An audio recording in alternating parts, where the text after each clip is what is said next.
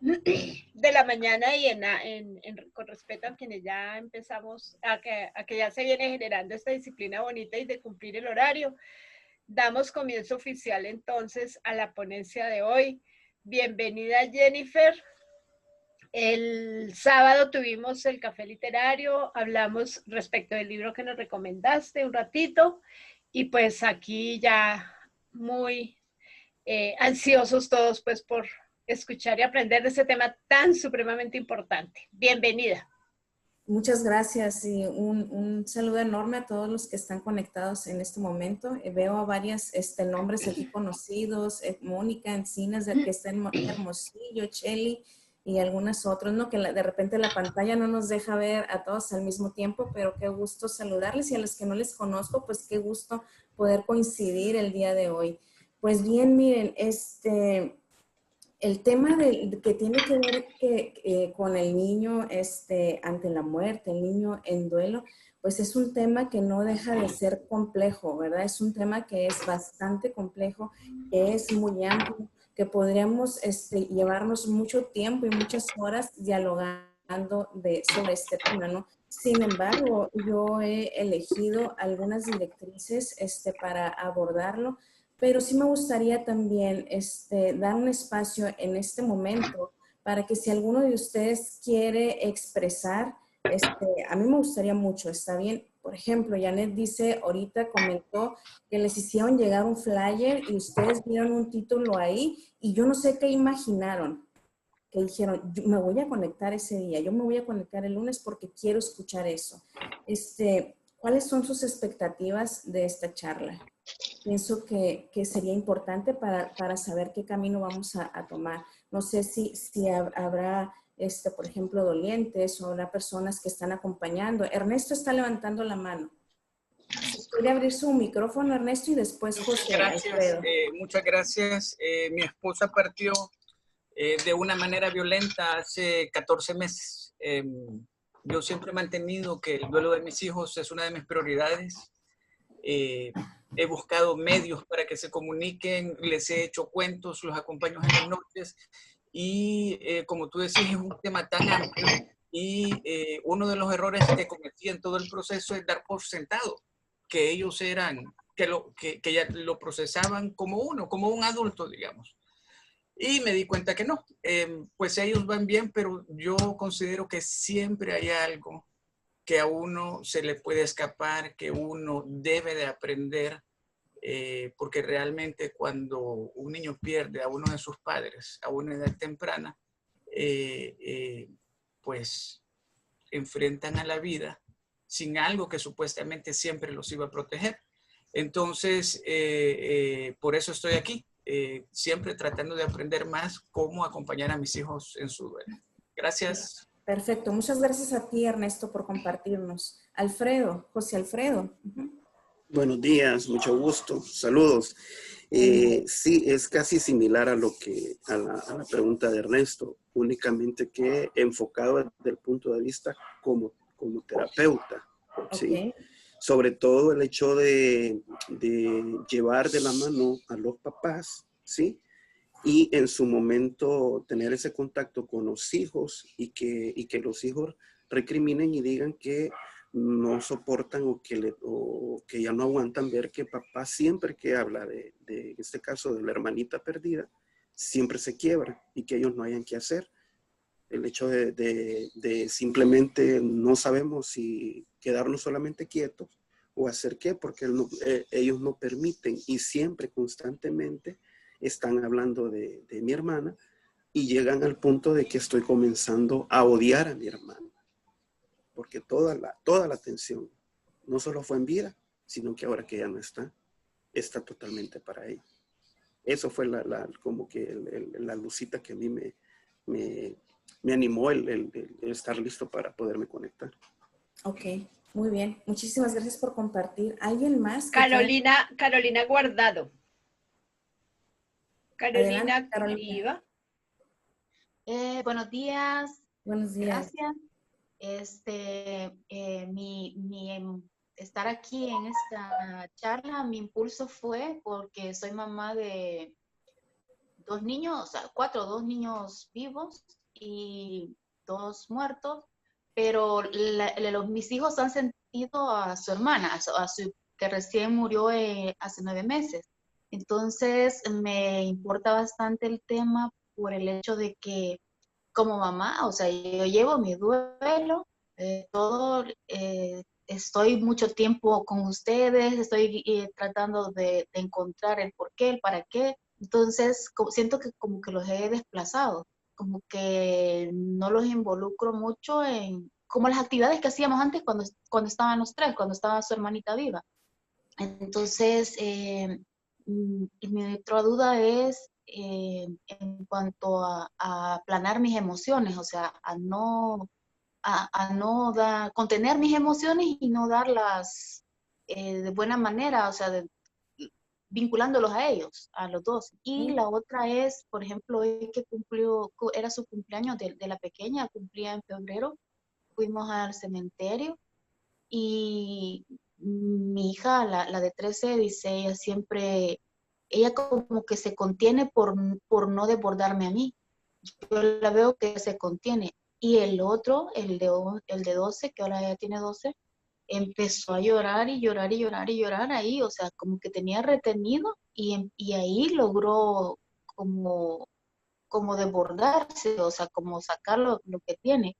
Pero luego de eso, ellos antes no se abrazaban, mis dos hijos no se abrazaban. Ahora ellos pasan pidiéndose abrazos mutuamente. Entonces es un poco aterrizar cómo manejar todo eso. Por eso estoy acá y les agradezco por la oportunidad.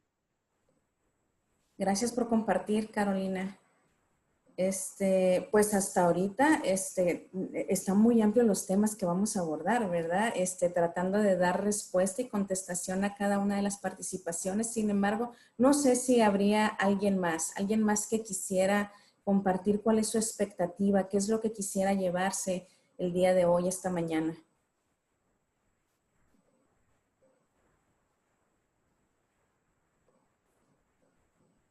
¿Está bien? Ok, muy bien. Es menos tarea para mí. Son 2 horas.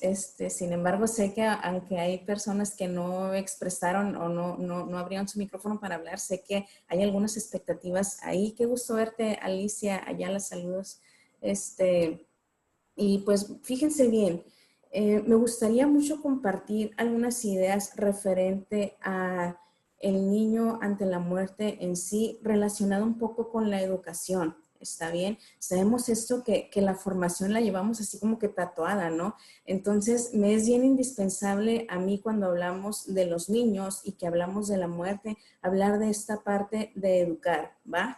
Y posteriormente enfocarme ya un poco a cuáles pudieran ser las reacciones de los niños en duelo y cómo vamos haciendo.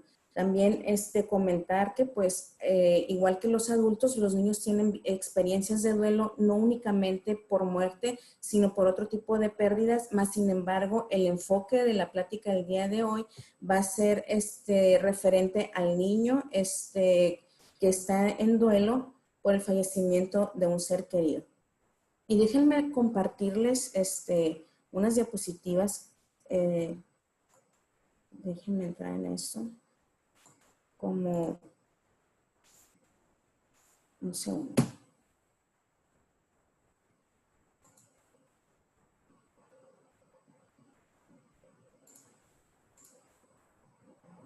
Me dice que me tienen que dar permiso, Janet, para compartir. El anfitrión habilitó la compartir los contenidos en los participantes. Sí, estoy aquí en el ¿cómo es? A ver, aquí ya. Ay, no, mentiras. Hagamos una cosa, déjame, te pongo aquí de coanfitriona, me atropelló la tecnología. Dame un segundo, por favor. No te preocupes. Ok. Ay, permítame porque... Ahí nos estás compartiendo la tuya. Ah, qué interesante, ¿no? Muy interesante. Espérame, le decimos dejar de compartir, porque creo que es la misma cara tuya. Sí, está bien. Sí. Voy a intentarlo a ver si... No, sigue sin dejarme... Ya te va a tener que dejar. Igual yo las leo, ¿eh? No hay No, pero problema. ya prueba, por favor, allá en la parte de bajito, ya compartir Ajá. pantalla, ya te debe dejar. Ah, sí, ya. Muchas Ah, ok, gracias. va. Va. Como dicen, ¿quién estaba diciendo hace rato? Estamos aprendiendo todos con esto de la tecnología, ¿no? ¿Cierto? Ay, Bueno, sí. fíjense bien, aquí tengo unas preguntas, ¿no? Dice, ¿qué hacer? Perdón, es que me está tapando aquí esto. Ahora soy yo. Va. ¿Qué hacer con el pájaro que una mañana encontramos muerto en su jaula? Debemos explicar que esa tortuga que enterramos hace 2 meses no puede ser la misma que la que ahora juega en nuestro jardín.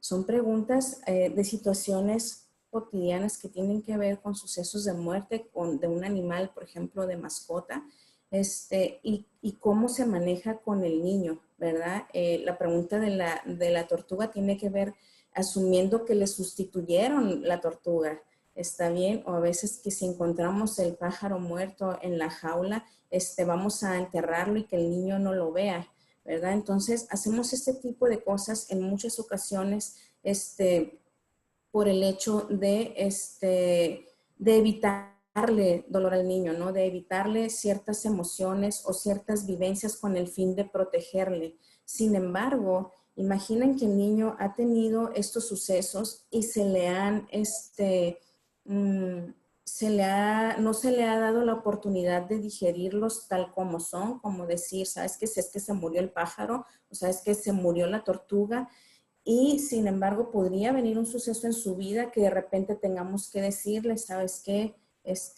Tu padre, tu madre no sobrevivió a una enfermedad o a un accidente y murió. Entonces, ese es un suceso que va a tener que afrontar, pero que a lo mejor no ha tenido unas experiencias previas que le permitan darle significado a esa experiencia. No sé si me estoy explicando.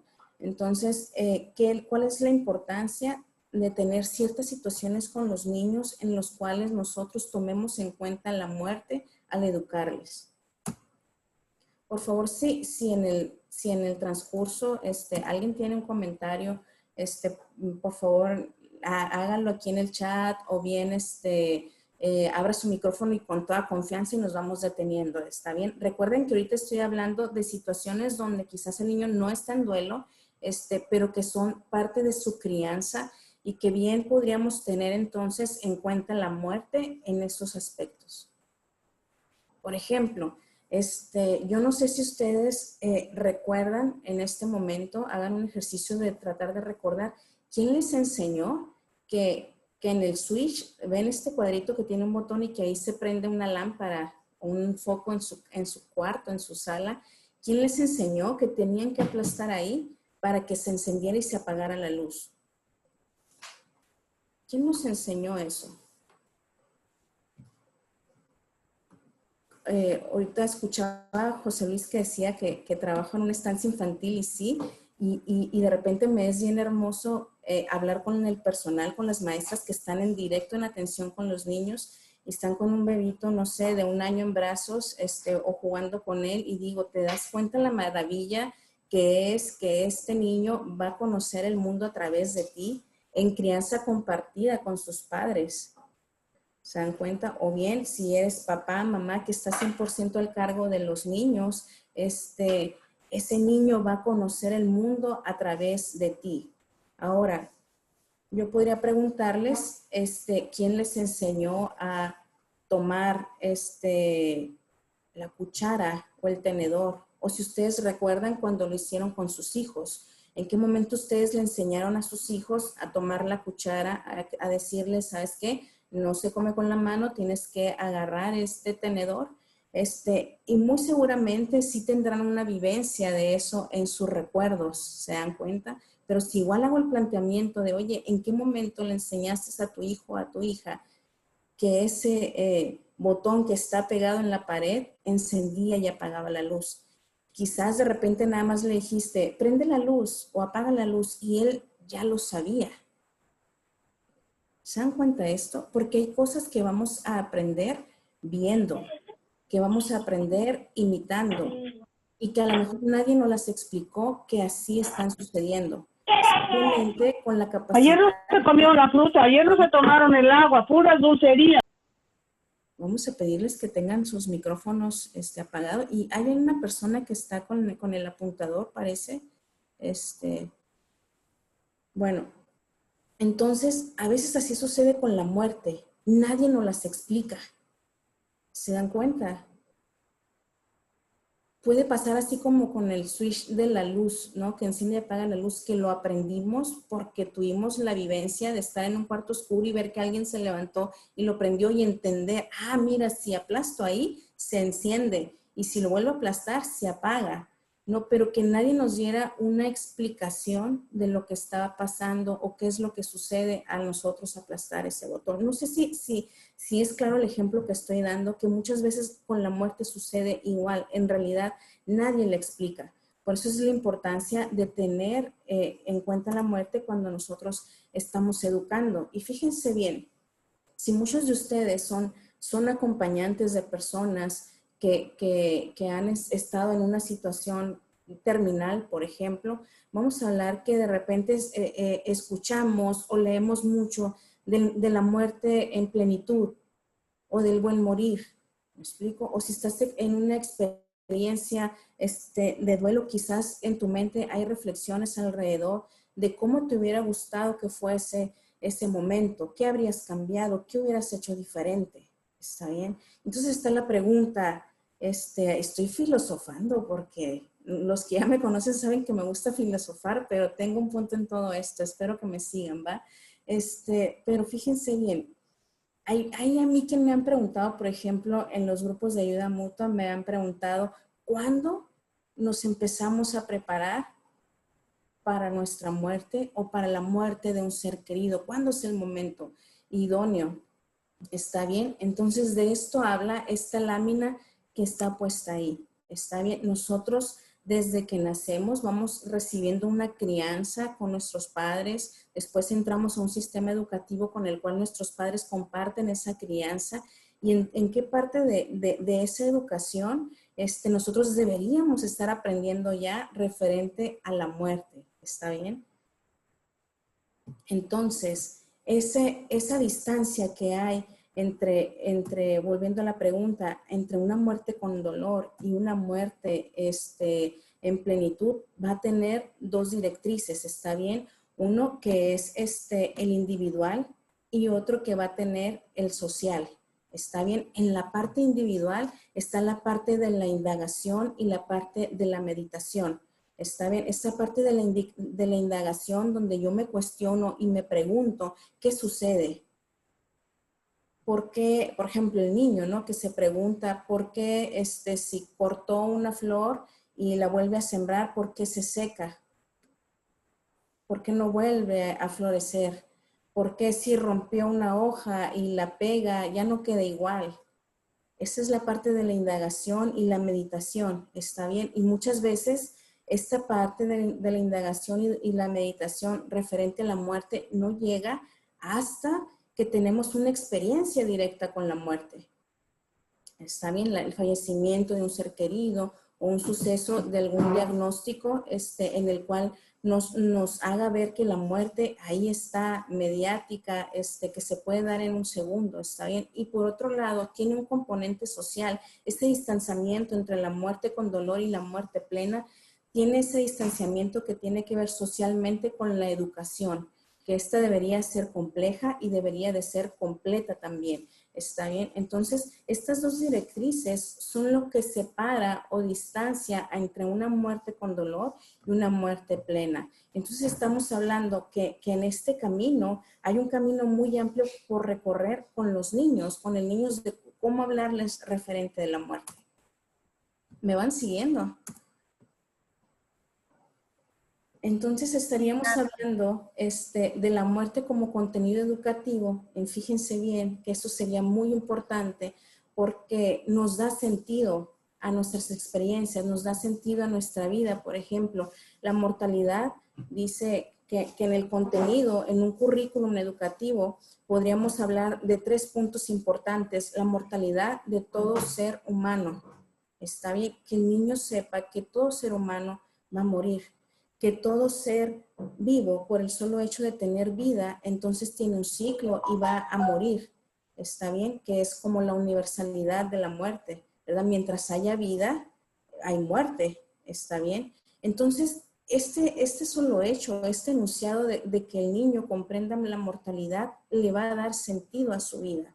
Pero aparte, si nosotros en ese contenido sobre la muerte hablamos sobre la presencia de aquellos que murieron, entonces esto le hace sentirse en un colectivo, está bien, en una tarea compartida de en qué temporalidad de su familia él llegó y nació y todos los que venían atrás, todos los que estaban atrás y cómo puede él colaborar con esa tarea compartida de la vida, del seguir viviendo, de las familias, de las culturas, ¿va? Y un tercer componente es el deseo, que es bien natural cuando no es egótico, cuando no es egocéntrico, de trascendencia, que este se da cuando nosotros podemos tener una integración de las dos anteriores. ¿Se dan cuenta de esto? Que esto el niño lo puede ir aprendiendo desde edades muy tempranas, y sin embargo podría tener una experiencia incluso ya de adultos, que fuera nuestra primera experiencia de encuentro directo con la muerte y no haber considerado estos aspectos que serían de vital importancia para poder nosotros, digamos, ir aprendiendo sobre la muerte, sobre la vida, los ciclos de la vida, ¿no? Como por ejemplo, a veces en la escuela nos hablan del ciclo de nacer, de crecer, de reproducirse y de morir, considerando ese como un ciclo de la vida, mas sin embargo podríamos enseñarle a los niños que hay vidas que van a tener ciclos diferentes, ¿verdad? Que una sola etapa de ese ciclo que nosotros consideramos como ciclo de la vida podría ser el ciclo de un ser vivo, de un ser humano, ¿ok? ¿Vamos bien hasta aquí o hay alguna pregunta? A ver, aquí dice, no egótico, muchas gracias, Lourdes. No egótico significaría en un sentido de, déjeme regresar la lámina. Ya no puedo. Tenemos a alguien que quiere marcar y está rayando está haciendo un juego ahí. Bueno, no egótico, Lourdes, se refiere a que en ocasiones, si nosotros le damos demasiado peso a este sentido, a este deseo de trascendencia, podemos caer en un egocentrismo de tal manera que nada más estemos pensando en eso que nosotros queremos que trascienda y que puede ser inclusive algo que sea muy material, y que entonces nos lleve a querer hacer situaciones que incluso atropellen a otros con tal de conseguirle. No sé si me estoy explicando, ¿no? Como sea ser una persona que no le importe pasar por encima de los demás con el fin de obtener ese deseo en el cual él crea que va a tener trascendencia, ¿no? Entonces, cuando lo hacemos de manera saludable, la integración de los otros dos, ese deseo va a ser no egótico, sin embargo, la persona lo va a hacer de manera natural. Por ejemplo, nosotros podemos hablar sobre todo de los artistas o de los científicos, de que podemos tener una trascendencia de ellos. Por ejemplo, si pensamos en la pintura, podemos tener acá en México a Frida Kahlo, por ejemplo, y podemos decir sus pinturas trascendieron, mas sin embargo nosotros, no sé si la pudiésemos entrevistar, no sabemos si ella encontró trascendencia a su vida en eso. ¿Se dan cuenta? Si para ella tenía ese sentido. O puede ser un músico, o puede ser un científico.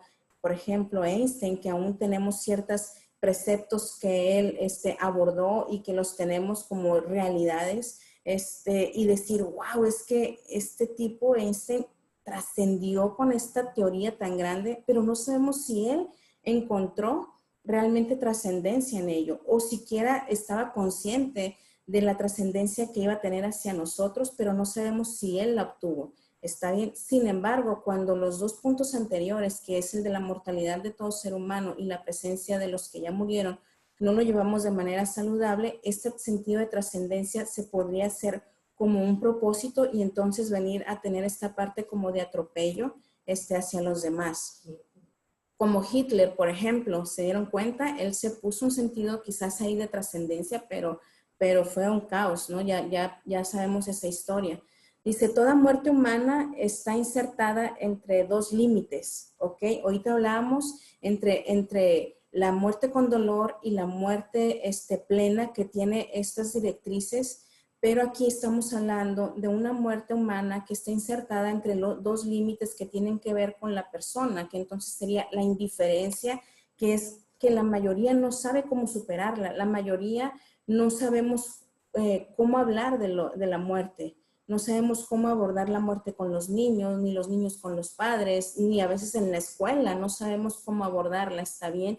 Y por otro lado, la trascendencia con múltiples versiones. Aquí, hablando de la trascendencia como de qué es lo que sucede después de la muerte, ¿no? Y hablo de múltiples versiones porque, por ejemplo, podríamos hablar quienes encuentran esa trascendencia en la religión, que un objetivo de la religión es brindarnos qué es lo que sigue y qué es lo que tienes que hacer para estar ahí, y nos lo da con diferentes caminos para lograrlo, ¿se dan cuenta? Entonces ya desde ahí tenemos esas múltiples versiones. ¿Qué es importante que nosotros estemos filosofando un poco en esto? Para hablar del duelo en los niños. Se fijan que yo pude haber empezado ahorita con estrategias diciendo, puedes contar este cuento, puedes hacer este juego y todo, pero ahí corremos un riesgo bien grande, ¿eh? Corremos el riesgo que si en nuestro interior nosotros no hemos procesado, en nuestra cognición, en nuestras emociones, filosofar sobre la muerte, sería en vano realizar un juego o una actividad didáctica con los niños tratando de que ellos hagan este tipo de reflexiones. ¿Sí? ¿Alguien quiere decir algo? Voy a... Mira, ¿sí se oye bien? Sí, José Luis. Me llama mucho la atención esto que acabas de decir, porque generalmente nos consultan a los psicólogos, a los tanatólogos, a muchísima gente para tener una receta. Entonces me estoy imaginando yo, dígame qué juego puedo hacer con mi niño para explicarle por qué se murió su abuelita. Y eso buscamos, pero en realidad nos falta lo que estás diciendo, o sea, no es nada más la receta para poder resolver el problema, hay que entender lo que está pasando, comprender la trascendencia. Fíjate que yo tengo una plática que doy a las familias y les explico lo que es el desarrollo integral, que si la socialización, que si el desarrollo físico, etcétera. Y no había incluido, te digo había porque ya lo voy a hacer, no había incluido este tema. Yo creo que va a ser pues la novedad ahí en cuanto regresemos al hospital, el que le enseñen a los niños acerca de la muerte. Y en su casa, pues cada quien lo va a tener que hacer a su modo. Gracias, Jennifer. De nada, José Luis. Jennifer, okay, aprovecho la interrupción con lo siguiente. En la parte de arriba, donde sale que tienes compartida la pantalla, hay unos dibujitos. Fíjate si está encendido el del lápiz. No, no está encendido. No, tan raro esto. Bueno, ok, vale, sigamos. Okay. Gracias. Creo que tú como organizadora, como anfitriona, tienes una opción para quitar la función de anotación a todos. Sí, pero es que no me da y no encuentro como el comando. Sí, es que me sale que no. Igual le sale a Edith y que le sale que no. Me sale apagado. Ok, vale, sigamos. Bueno, gracias. Seguimos, sí. Bueno, muchas gracias. Les leí ya también sus comentarios. Si es una pregunta directa y yo, me pueden ayudar a decirme, pero hasta ahorita veo que son comentarios. ¿Está bien? Sí, agradezco también a José Luis por su comentario. Y fíjense que cuando nosotros hacemos estas reflexiones sobre la muerte, nosotros vamos a poder aportar a la medida, lo que podamos realizar con el niño, ¿no? De hecho, muchas veces hablo con los alumnos o con colegas que trabajan con niños y compartimos cómo, ¿sabes qué? Me inventé un juego en ese momento, ¿no? Con un personaje que el niño tenía y yo no lo conocía y ahí hicimos un juego y se dio esto, porque cortamos a la medida, de ese niño, ¿se dan cuenta? Y el juego salió del diálogo que el niño tenía y nosotros nos sumamos a ese diálogo y nos sumamos a ese juego. ¿Por qué? Porque nosotros ya tenemos esta otra conciencia de estos conceptos que estamos ahorita, de los que estamos hablando. Carolina, ¿quieres hablar? ¿Quieres abrir tu micrófono? Me aparece aquí. Sí, gracias. Respecto de cuando hablas de, perdón, de, eh, de bajar la mano. ¿Me escuchan? Sí, ¿verdad? Hola. Sí, te escuchamos. Bueno, de niños, o sea, ¿a qué rango de edad te refieres cuando hablas de niños? Porque, no sé, en una ponencia anterior que Janet nos invitó también, mencionaban acerca de el duelo en los niños en edad mágica, en la edad de 7 a 9 y no me recuerdo cuál. Entonces, como que a mí, en mi caso personal, de que es 12 y 13 años, ¿qué actividades de similar podría hacer para vincular a los niños con el duelo de su hermanita? Porque eso es lo que yo creo que siento que por no afectarme a mí, porque saben de que es muy doloroso para mí, ellos no externan o evitan o mejor evaden el enfrentarse a mí con el duelo de su hermanita. Entonces siento que por ahí como que les estoy haciendo daño. Eh, Eso quería. Gracias. Muchas gracias, Carolina. Tengo tus preguntas aquí guardadas y las de las otras dos intervenciones cuando pregunté las expectativas. Y créeme que te voy a dar respuesta. Quizás ahorita en corto te diré respecto específicamente lo que estás mencionando, que los niños, incluso no nada más los niños, los adolescentes, los jóvenes, van a tener una tendencia a imitar el duelo de los adultos que son significativos en su vida. Y me llamó ahorita la atención que mencionaste, es que tú tratas de contener las emociones ante ellos. Nada más te pregunto y te la dejo abierta y ahorita te doy contestación específica. ¿No será que ellos están haciendo lo mismo que tú estás haciendo? Fíjense, cuando consideramos la muerte, entonces es cuando contamos o vemos la película de Bambi o del Rey León o cuando se muere el pececito que tenemos en la pecera, y entonces le preguntamos al niño, ¿qué ha pasado? ¿Qué pasó con el pececito? ¿Por qué estará flotando en la pecera? A lo mejor él ya contesta, murió, ¿cierto? Se muere igual una flor que una persona. Son solamente preguntas, no es que lleven ese orden, sino que se me ocurrieron a mí para mostrarles el día de hoy como ejemplo.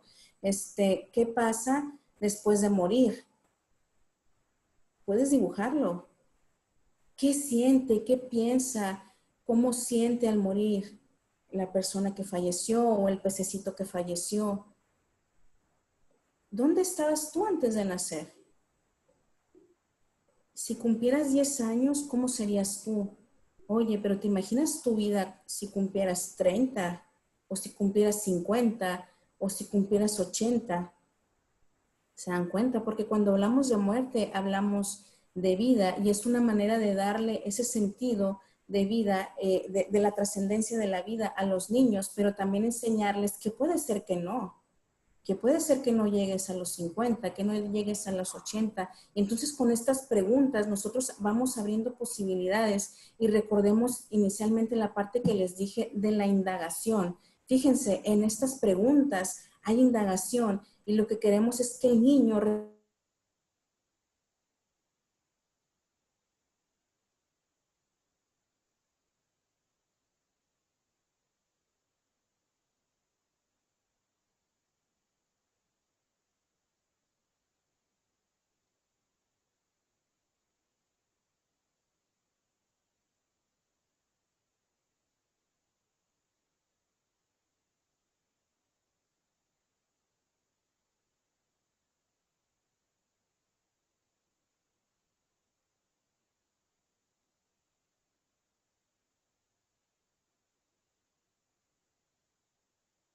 los pensamientos de ese niño, cómo lo llevo a la indagación, qué preguntas me voy a atrever a hacerle, ¿está bien? Porque si yo no lo tengo considerado, si yo no las pienso primero para mí, si yo no las reflexiono, difícilmente voy a entonces a guiar al niño. Puedo leerle el libro y cerrarlo y decir, va, pues parece que a él no le movió nada este libro. Está bien, pero a lo mejor es que no pregunté, a lo mejor no indagué, a lo mejor no le sostuve. Está bien, hay que medir, dice lo que dice enfrente de ellos, qué mensaje se le transmite si les decimos que no queremos seguir adelante, claro. A mí me gustaría compartirte, Jennifer, respecto a esto que tú estás diciendo.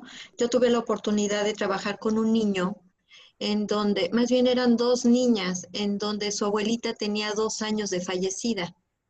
Y el papá era mamá del papá. Y por miedo a que las niñas sufrieran, siempre la abuelita estaba en el hospital.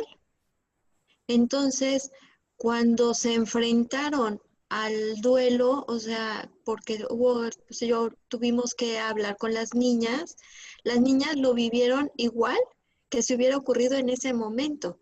Sin embargo, hubo un resentimiento con el Señor. ¿Por qué no me dijiste? ¿Por qué me engañaste tantos años? O sea, ellas tenían la esperanza de volver a ver a la abuelita. Entonces, yo estoy de acuerdo con todo esto que estás diciendo. Te agradezco mucho este webinar. Está excelente. Es importante reflexionar que nunca algo amargo se va a convertir en dulce. Entonces, no hay un momento y como que vivir el duelo en compañía con los niños viven el duelo a la par y que lo tienen que vivir a la par, no por separado. ¿Sí? Nunca hay un momento idóneo. ¿Verdad? Te agradezco, Miriam, tu comentario, tu aportación. Muchas gracias. No, gracias a ti. Bien, vámonos adentrando entonces ya a la parte que ya queremos llegar, ¿no? Que es el acompañar a un niño en duelo. Y primeramente, pues fíjense, tenemos que poner un concepto por delante para poner en común. Ahorita somos 90 personas, está bien, algunos de México, algunos de Colombia, algunos de otras partes, está bien. Entonces, se fijan que somos 89 en este momento. En este momento podemos poner 89 conceptos de duelo. Iba a decir sobre la mesa, pero vamos a decir sobre este webinar. ¿Se dan cuenta? Cada uno de nosotros podría tener dentro de sí un concepto de duelo.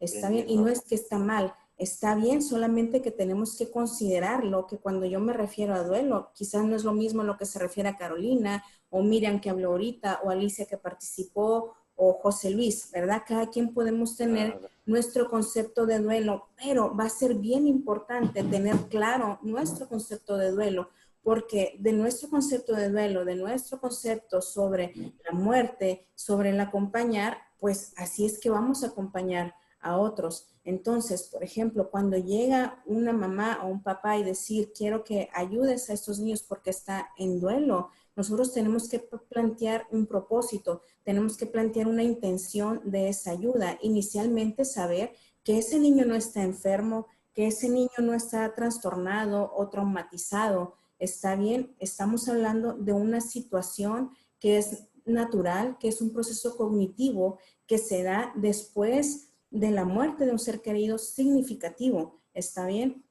Entonces, desde ahí, explicar esta parte de que ese acompañamiento lo estamos dando en la suposición de que el padre o la madre la está llevando muy difícil, ¿verdad? O sea, hablando del padre o la madre sobreviviente, y entonces nosotros estamos echando el hombro a ese padre o esa madre. Pero quizás mi primera, en el caso de quienes se dedican a acompañar, mi primera recomendación es que utilicemos como primera herramienta ayudar al niño a través del padre sobreviviente. Nosotros tener una entrevista con ellos y ver si ellos podrían hacerlo solos, cómo están emocionalmente y cognitivamente de tal manera que si nosotros pudiéramos hacer una intervención a través de ellos, dando ciertas directrices, ciertas recomendaciones. ¿Por qué? Porque hay algunos comentarios que han hecho ustedes ya ahí que tiene que ver con integrar al niño al duelo a este duelo que se vive socialmente, que se vive individualmente, pero que tiene una parte social muy grande y que se tiene que vivir en familia y que de repente nosotros, claro que podemos hacer un vínculo con él, pero qué más bondadoso que lo pudiera llevar con su ser querido que en este momento le está dando la asistencia. ¿Está bien? Si nosotros detectamos alguna situación específica del duelo en el padre o la madre o el familiar que está a cargo de él, que sea en este momento un impedimento para que aborde el duelo del niño, es cuando nosotros hacemos esta intervención directa con el niño. Ojo, no porque el niño esté traumatizado o esté enfermo, ¿no? Sino simple y sencillamente porque la persona que está a cargo del niño en este momento no tiene su capacidad puesta ahí. Está bien, estamos hablando que ese familiar adulto del niño también está en duelo. Está bien, y hay quien lo va a poder llevar incluso a hacer su propio duelo, acompañando al hijo, a la hija, y hay quien no va a poder. Está bien. Y en otras directrices es cuando hablamos de una muerte violenta o de alguna patología que ya se esté gestando o algo así en el niño, algún problema cognitivo, algún problema en sus capacidades, que entonces nosotros, aunque el adulto que le acompaña tuviera la resiliencia para acompañarle en su duelo, nosotros hacemos ese manejo. ¿Por qué? Por las razones que ya les estaba comentando. No sé si está en claro esto. Esto lo hablo porque en algunos foros hemos comentado cómo a veces se atiende así sin sentido a los niños en duelo, pero como estigmatizándolos, ¿no? Como que lo llevan a la consulta porque está en duelo y hasta bajan la voz al hablarle, ¿no? Entonces es saber que no está enfermo, sino que es un proceso natural. ¿Está bien? Hay algunos comentarios aquí. Dice, al final entendí que les tengo que dar un recurso interno para enfrentar esos momentos de esperanza que nos asaltan a todos en algún momento. Sí, gracias, clarísimo. Gracias a las que me contestan, porque de repente para mí es bien importante que vaya quedando claro. Fíjense, les comparto este concepto que ya tiene ratito aquí en la pantalla de Worden, porque me parece muy bondadoso para quienes que estamos en una posición de acompañar, incluso para quienes dicen, yo quiero acompañar a mi hijo, a mi hija o en su duelo. Y fíjense bien, primeramente saber que es un proceso cognitivo, que está lleno de emociones, ¿verdad? Y que ustedes las están experimentando y las están vivenciando junto con ellos. Dice que se supone afrontar y reestructurar los pensamientos sobre el difunto, la experiencia de la pérdida y nuestro mundo, que aquí estaríamos hablando sobre, si yo digo reestructurar los pensamientos sobre el difunto, estaríamos hablando de pasado, la experiencia de pérdida presente y el mundo que ha cambiado, pues, de futuro, en el que ahora debe vivir la persona que ha sufrido la pérdida. ¿Se dan cuenta? Estamos viendo esta parte de la historia que tiene un pasado, un presente y un futuro, y que será bien importante esa trascendencia, sobre todo cuando son niños, ¿verdad? ¿Por qué? Porque podríamos tener adultos, por ejemplo, que perdieron a sus padres o a su mamá en una edad muy temprana, y que esto les haya llevado a otras situaciones que no tienen que ver directamente con el duelo, sino con la forma de procesarlo, no con la experiencia de pérdida. No sé si me estoy explicando, ¿no? Por ejemplo, si un niño o una niña perdió a su padre o a su madre y de repente no ha sido acogido de una manera que él necesita, podría tener esa sensación de abandono o de vacío que le acompañe por el resto de la vida. ¿Se dan cuenta? Y entonces eso ocasionar otro tipo de problemas que a lo mejor no son directamente con la experiencia de duelo, pero que tienen que ver o son a raíz de esa vivencia. Entonces nosotros tenemos que considerar que esa es la importancia vital de elaborar, de ayudarles a los niños a elaborar su duelo, es precisamente para hacer esos acomodos, ¿no? Por ejemplo, niños que perdieron a uno de sus padres cuando eran muy, muy chiquitos y que no tienen ese recuerdo y que de repente no se les habla de ellos. Y es como decir, no, yo no tengo papá, yo no tengo mamá. No, espérate, sí tienes. No está aquí terrenalmente, pero mira, y haciendo ciertos manejos, él lo puede sentir en su corazón y puede sentir esa trascendencia. Está bien, y entonces estamos hablando que ese niño aprenderá sobre la muerte, no desde el dolor, aprenderá a ese sentido de trascendencia con su ser querido, no desde el dolor, no como eso que nos ha vendido de que ese dolor siempre nos va a acompañar por el resto de la vida, sino que lo podría hacer desde el amor si lleva un buen acompañamiento. Está bien, de tal manera que él desee esa vinculación con quien ya no está desde el amor, que él pueda tener acciones de vinculación y pueda sentir la presencia con estas reflexiones que les decía, ¿no? De vincular en un trascender y decir, sí, yo tengo una mamá, no está aquí físicamente conmigo, pero la llevo aquí dentro y de repente me habla y de repente me da mensajes y de repente vienen sueños y de repente se me aparece como una brisa en el mar. Pero esto se da cuando llevan un buen proceso de duelo, un buen acompañamiento, porque pues los niños no pueden hacerlo por sí solos. Entonces, esta sería la relevancia de acompañar a un niño en duelo. ¿Vamos bien hasta aquí?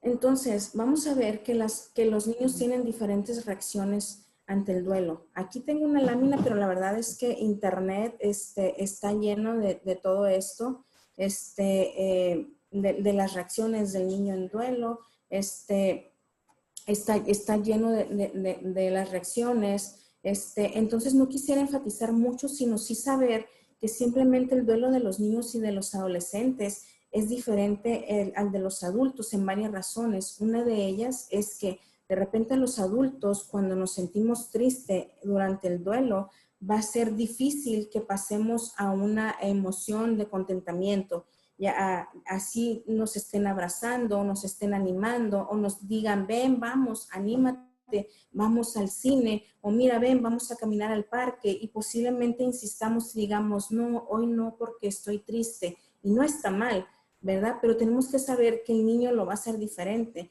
Si el niño de repente está triste y le decimos, vamos al cine, muy probablemente dirá que sí, o le demos una paleta o le ofrecemos una nieve, y él tiene esta magia de cambiar inmediatamente de la emoción, ¿no? Incluso los niños que no estén en duelo, ¿no?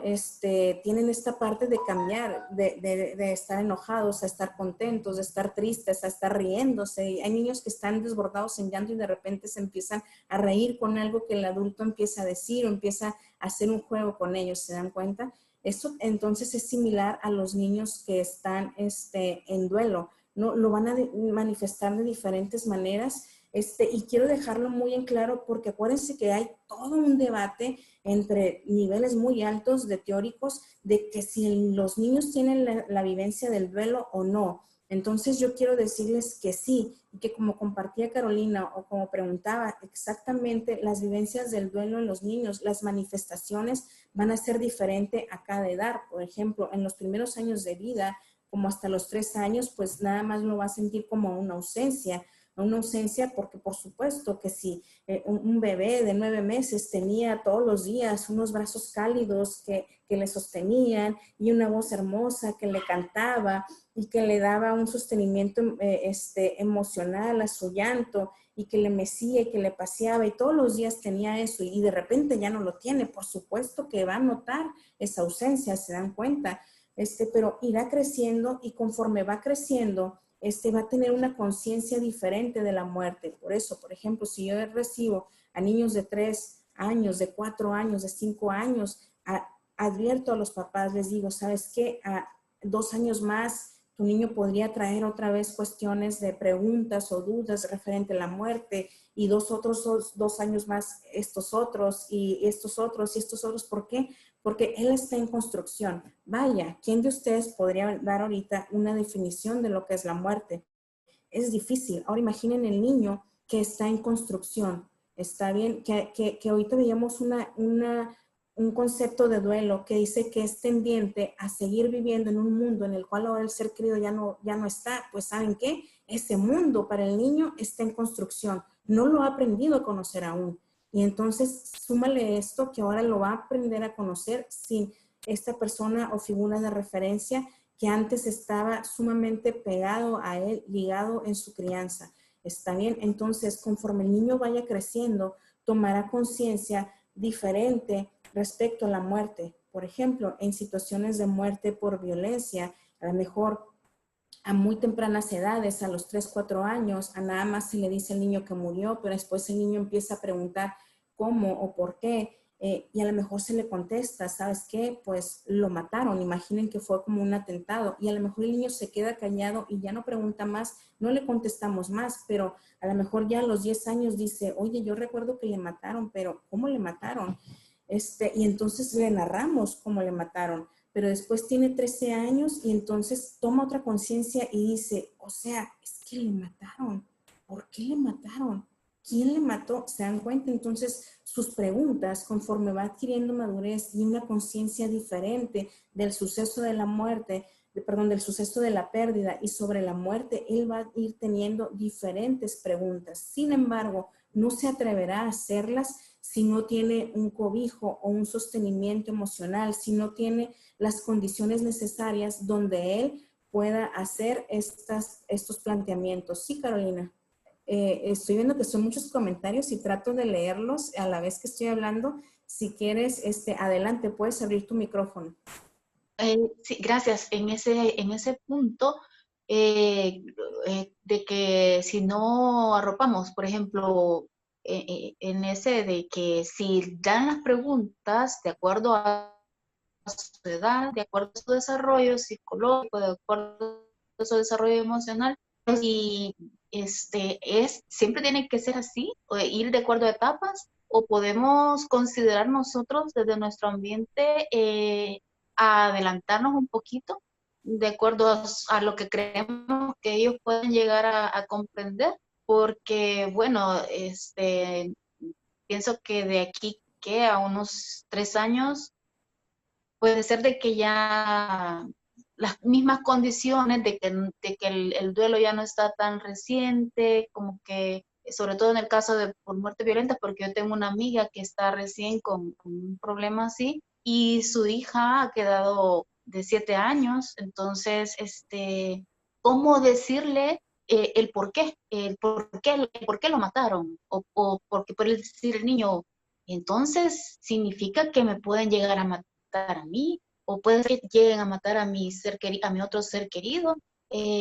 ¿Cómo adentrarlo en ese contexto para que el niño no cree falso, o incluyendo también lo de las caricaturas, que ellos no vayan a crear un falso mundo y se queden mejor callados, solo a partir de lo que ya tienen y de lo poco que uno les dé en ese momento, y no quedar como más claro de que es un evento no generalizado, que no les va a suceder, pues de que van a salir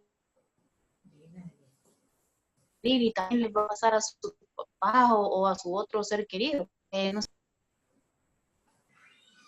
Sí.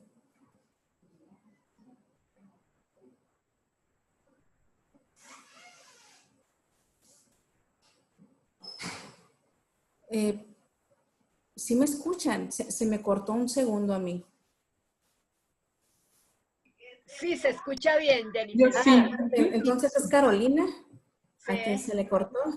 Ok, se me hace excelente la pregunta de Carolina y espero darle respuesta. Solo no sé si sigue ahí porque parecer se le estaba cayendo el sistema.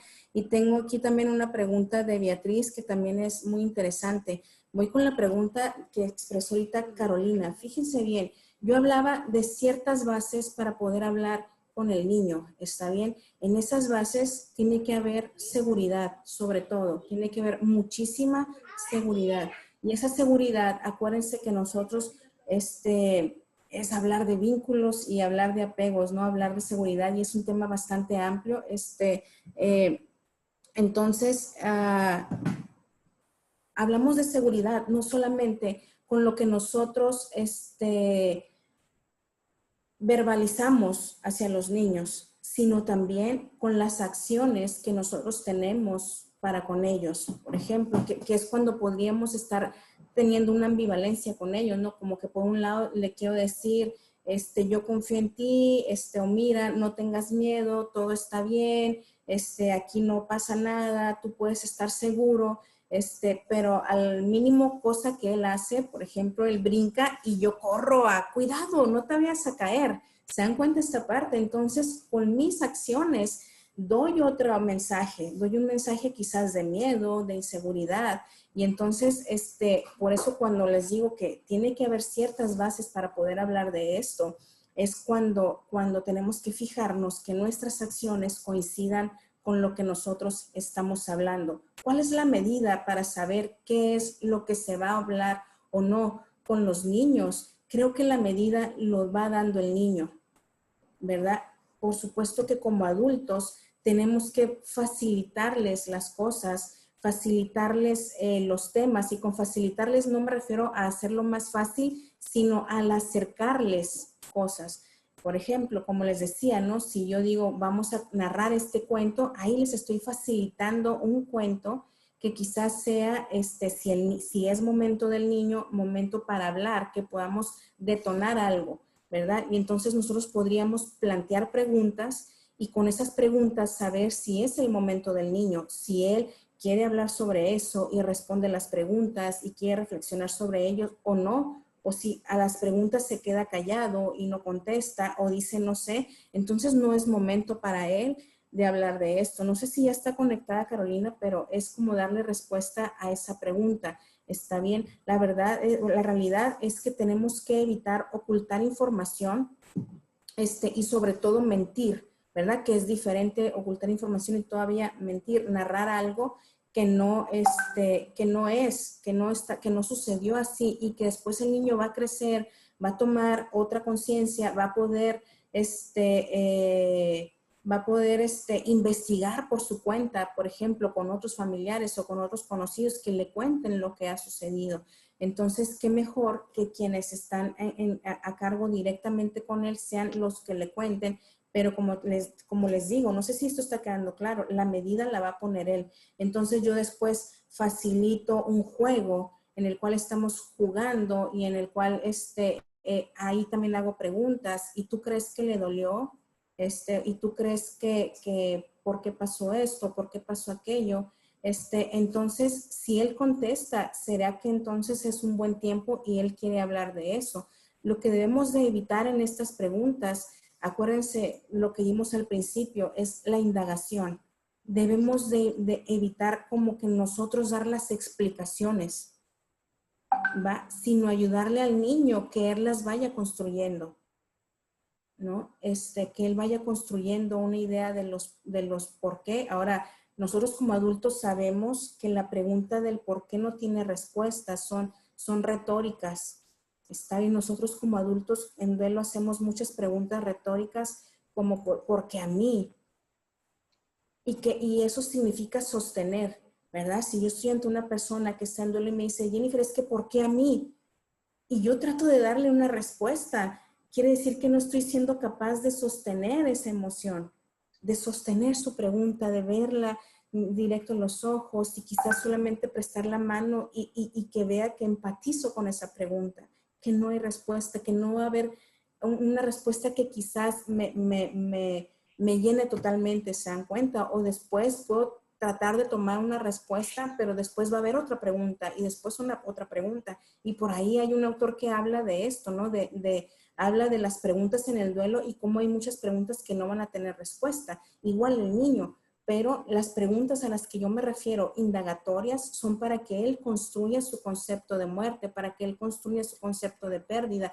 Fíjense que está bien diferente a lo que quizás ustedes han escuchado, como a qué decirle. Yo no te voy a decir qué le digas al niño del duelo. Me gustaría mucho más bien brindarte estrategias el día de hoy para que tú ayudes a que el niño construya su propio concepto. ¿Se dan cuenta? ¿Se dan cuenta qué diferencia tan grande que es darle una narración y darle, pues sí, mira, cuéntale este cuento y así él va a entender la muerte, o va a entender que se fue al cielo, o va a entender que esto o aquello, cuando a lo mejor lo ideal es que él se cuestione, le cuestionemos sus pensamientos y que él vaya construyendo su propia idea sobre la muerte. No sé si me estoy explicando en este punto.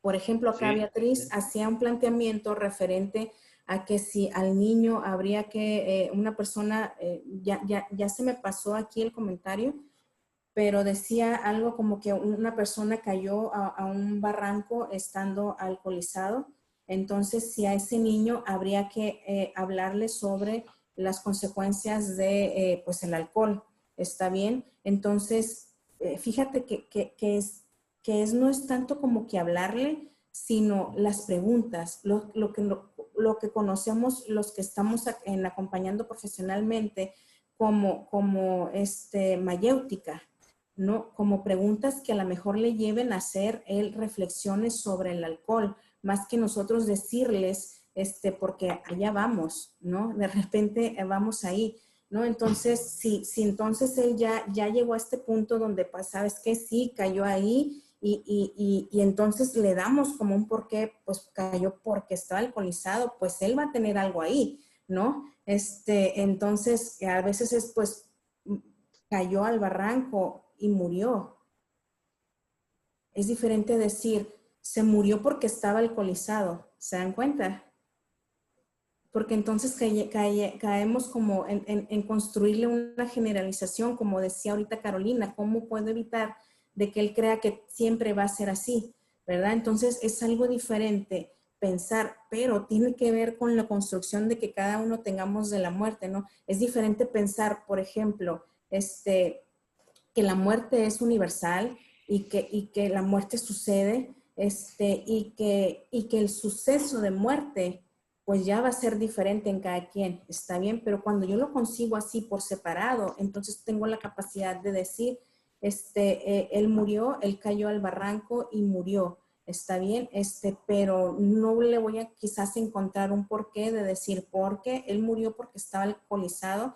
Eso es diferente. No sé si me estoy explicando, y con los niños sería bien interesante contestar únicamente lo que pregunten, bien específico. ¿Cómo murió? Se cayó al barranco. Y haces un silencio. Y si él no pregunta más, tú no dices más. Pero ¿cómo que se cayó al barranco? Pues iba caminando y al parecer tropezó y se cayó. ¿Pero qué le pasó? Se golpeó con una piedra en la cabeza. ¿Pero qué le pasó? Pues ese golpe en la cabeza ocasionó un golpe en el cerebro y eso lo llevó a morir. Ok. ¿Y por qué? ¿Y tú qué crees? ¿Por qué crees que haya sido así? Entonces, de repente hay preguntas que le vamos a contestar de una manera muy corta y otras que le vamos a decir una pregunta, ¿no? Como, oye, es que acá escuché que mi tía dijo que murió porque, perdone con esto, pero voy a decirlo porque sucede, porque era un borracho. Eso escuché allá. Mamá, ¿puedes explicarme eso? ¿Y tú qué crees? ¿Tú piensas que la muerte así es? ¿Para ti qué es la muerte? Y a lo mejor él no nos da una respuesta, se dan cuenta en ese momento, pero nosotros le ayudamos a construir un concepto saludable de la muerte que no tenga que ver con eso. Y por supuesto habrá un momento en que diga, mamá, pero entonces, si él no hubiera bebido, ¿se habría muerto? No lo sé. No tengo una respuesta y se vale decir no lo sé. ¿Tú qué crees? Pues no sé tampoco. Y entonces vivimos las preguntas, ¿se dan cuenta? Sin decir a lo mejor tantos diálogos que nada más lleguen a confundir más al niño, a construir generalidades, como decía Carolina, o a sumarse miedos que no tiene por qué, que no habría por qué tener. No. Ajá, eso, lo que están completando aquí, querer aprovechar dar una cátedra del alcohol cuando a lo mejor no es el sentido de lo que el niño está planteando. ¿Está bien? Entonces, es como que vamos por pasos, vamos por partes. Se han quedado como muy callados ahora. Pero veo algunas caras y me gusta llevar a la reflexión y perdón para quien a lo mejor pensaba que iba a dar estrategias, pero siento que es bien importante reflexionar en esto. Por ejemplo, esta lámina, ustedes léanla, no la voy a leer yo tal cual, de esto quiero decir sobre las reacciones. De repente sí me parece que debemos separarnos un poco como de las recetas que nos digan, mira, solamente estas son las reacciones del niño, va a reaccionar así, o va a reaccionar así y querer interpretarlas de una sola manera, sino saber que tenemos que conocer al niño. Si yo quiero ayudar a ese niño en el duelo, me tengo que prestar a conocerle. Está bien, no puedo tener como la sesión 1, la 2, la 3, la 4, así ya como una receta que seguir. Si yo no conozco al niño, a lo mejor yo quiero abordar con cuentos. Es bien raro que a un niño no le gusten los cuentos, está bien, pero ¿qué tal si a él no le gustan? O a lo mejor yo le quiero leer el cuento de Bambi, pero a él le gustan los Power Rangers, ¿no? O a lo mejor a él le gusta el fútbol y quiere hablar de fútbol, ¿no? Entonces yo necesito conocerle para saber qué estrategias puedo usar con él. A lo mejor le gusta pintar, a lo mejor le gusta cantar y lo podemos hacer con canciones y eso es cortar a la medida, ¿está bien? Y de la misma forma habrá niños, por ejemplo, que muestren su dolor, que muestren su tristeza a través de las rabietas, a través de la agresividad, y habrá niños que lo muestren totalmente diferente su dolor, que lo muestran a lo mejor más pasivamente, que lo demuestren porque a lo mejor tienen ya desinterés a ciertas cosas que les interesaba, pero hay ciertas investigaciones que nos dicen que algo bien común en todos los niños en duelo es que lo manifiesten en la escuela, en el aprovechamiento académico, y fíjense bien que a veces puede ser hasta 3 o 4 años después del suceso, de tal manera que a veces la familia ni los agentes educativos lo asocien que por ahí va, ¿ok? Es un tema de solo aclaración, Jennifer, es que sí, hay muchos comentarios y se perdieron las preguntas en razón a que hablaban de que si mejor se hacían las preguntas al final. He dicho que tú pediste que se hicieran de una vez. Sí, yo quiero... porque me interesa preguntas para que quede más claro esto, Sí, ¿no? estamos de acuerdo. Entonces, quiero expresarlo de esta manera. Tómate tu agüita, Jennifer. La dinámica de las reuniones siempre va a ser algo diferente, tiene que ver mucho con la temática. Este tema con los niños es supremamente álgido y genera mucha vulnerabilidad. Vamos a establecer luego una continuidad aprovechando todo el saber de Jennifer. Ya con Edith les estaremos informando, pero quiero aprovechar para decirles que casi la mayoría de las personas que estamos aquí además somos terapeutas, casi todos. Entonces, ¿dónde está el soltar expectativas? ¿Dónde está el hecho de que fuera juicios, etcétera? Entonces, aquí le doy un valor agregado a la dinámica de hoy, porque pues nos lleva precisamente a entender que otras personas funcionan un poco diferente. Vamos a ponerlo ahí. Chari Duarte ha levantado la mano. ¿Quieres preguntar, Chari? Adelante. Sí, buen día. Disculpen, no tengo acceso a cámara, pero estoy fascinada. Mi duda es, ¿cómo encauzar ahorita que hablaban de muerte trágica, de un asesinato, o ahora que se está viviendo, no tanta violencia? Va creciendo el adolescente, ¿cómo encauzarlo para llegar a un punto en que él no quiera tener venganza? Okay. Gracias. Chari, muchas gracias. Pues fíjate que esa es la pregunta del millón en cuanto a la muerte con violencia, ¿verdad? Nos encargamos de esta parte, o nos preocupamos, perdón, de esta parte de que no se gesten emociones negativas que son añadidas al duelo. Estamos hablando que a veces, bueno, no todos los teóricos mencionan la venganza como un sentimiento o una emoción referente al duelo, ¿verdad? Sino que va siendo añadida. Entonces, creo que esto tiene que ver con la elaboración del duelo, la forma en que el niño va siendo acompañado para elaborar el duelo. Y cuando hablamos precisamente de esta parte del amor, hay quienes no les gusta hablar de repente del amor como una emoción en el duelo, pero fíjate bien, si nosotros alimentamos la parte del dolor, ¿cómo no va a querer vengarse? Si nada más quizás la muerte lo está llevando a conocer el dolor, está bien, pero si nosotros le acompañamos, le sostenemos las emociones, Hay autores que hablan muy bonito sobre esta parte del sostenimiento. Yo les invito a buscarlo. En educación inicial se nos hace mucho la referencia en eso, a este sostenimiento emocional que debemos darle a los niños, ¿está bien? Entonces, si sostenemos sus emociones, de una manera que él les pueda poner nombre y que no solo les pueda poner nombre, sino que sienta que hay empatía a esas emociones y él entonces las pueda sentir, experimentar y soltar. ¿Qué es esto?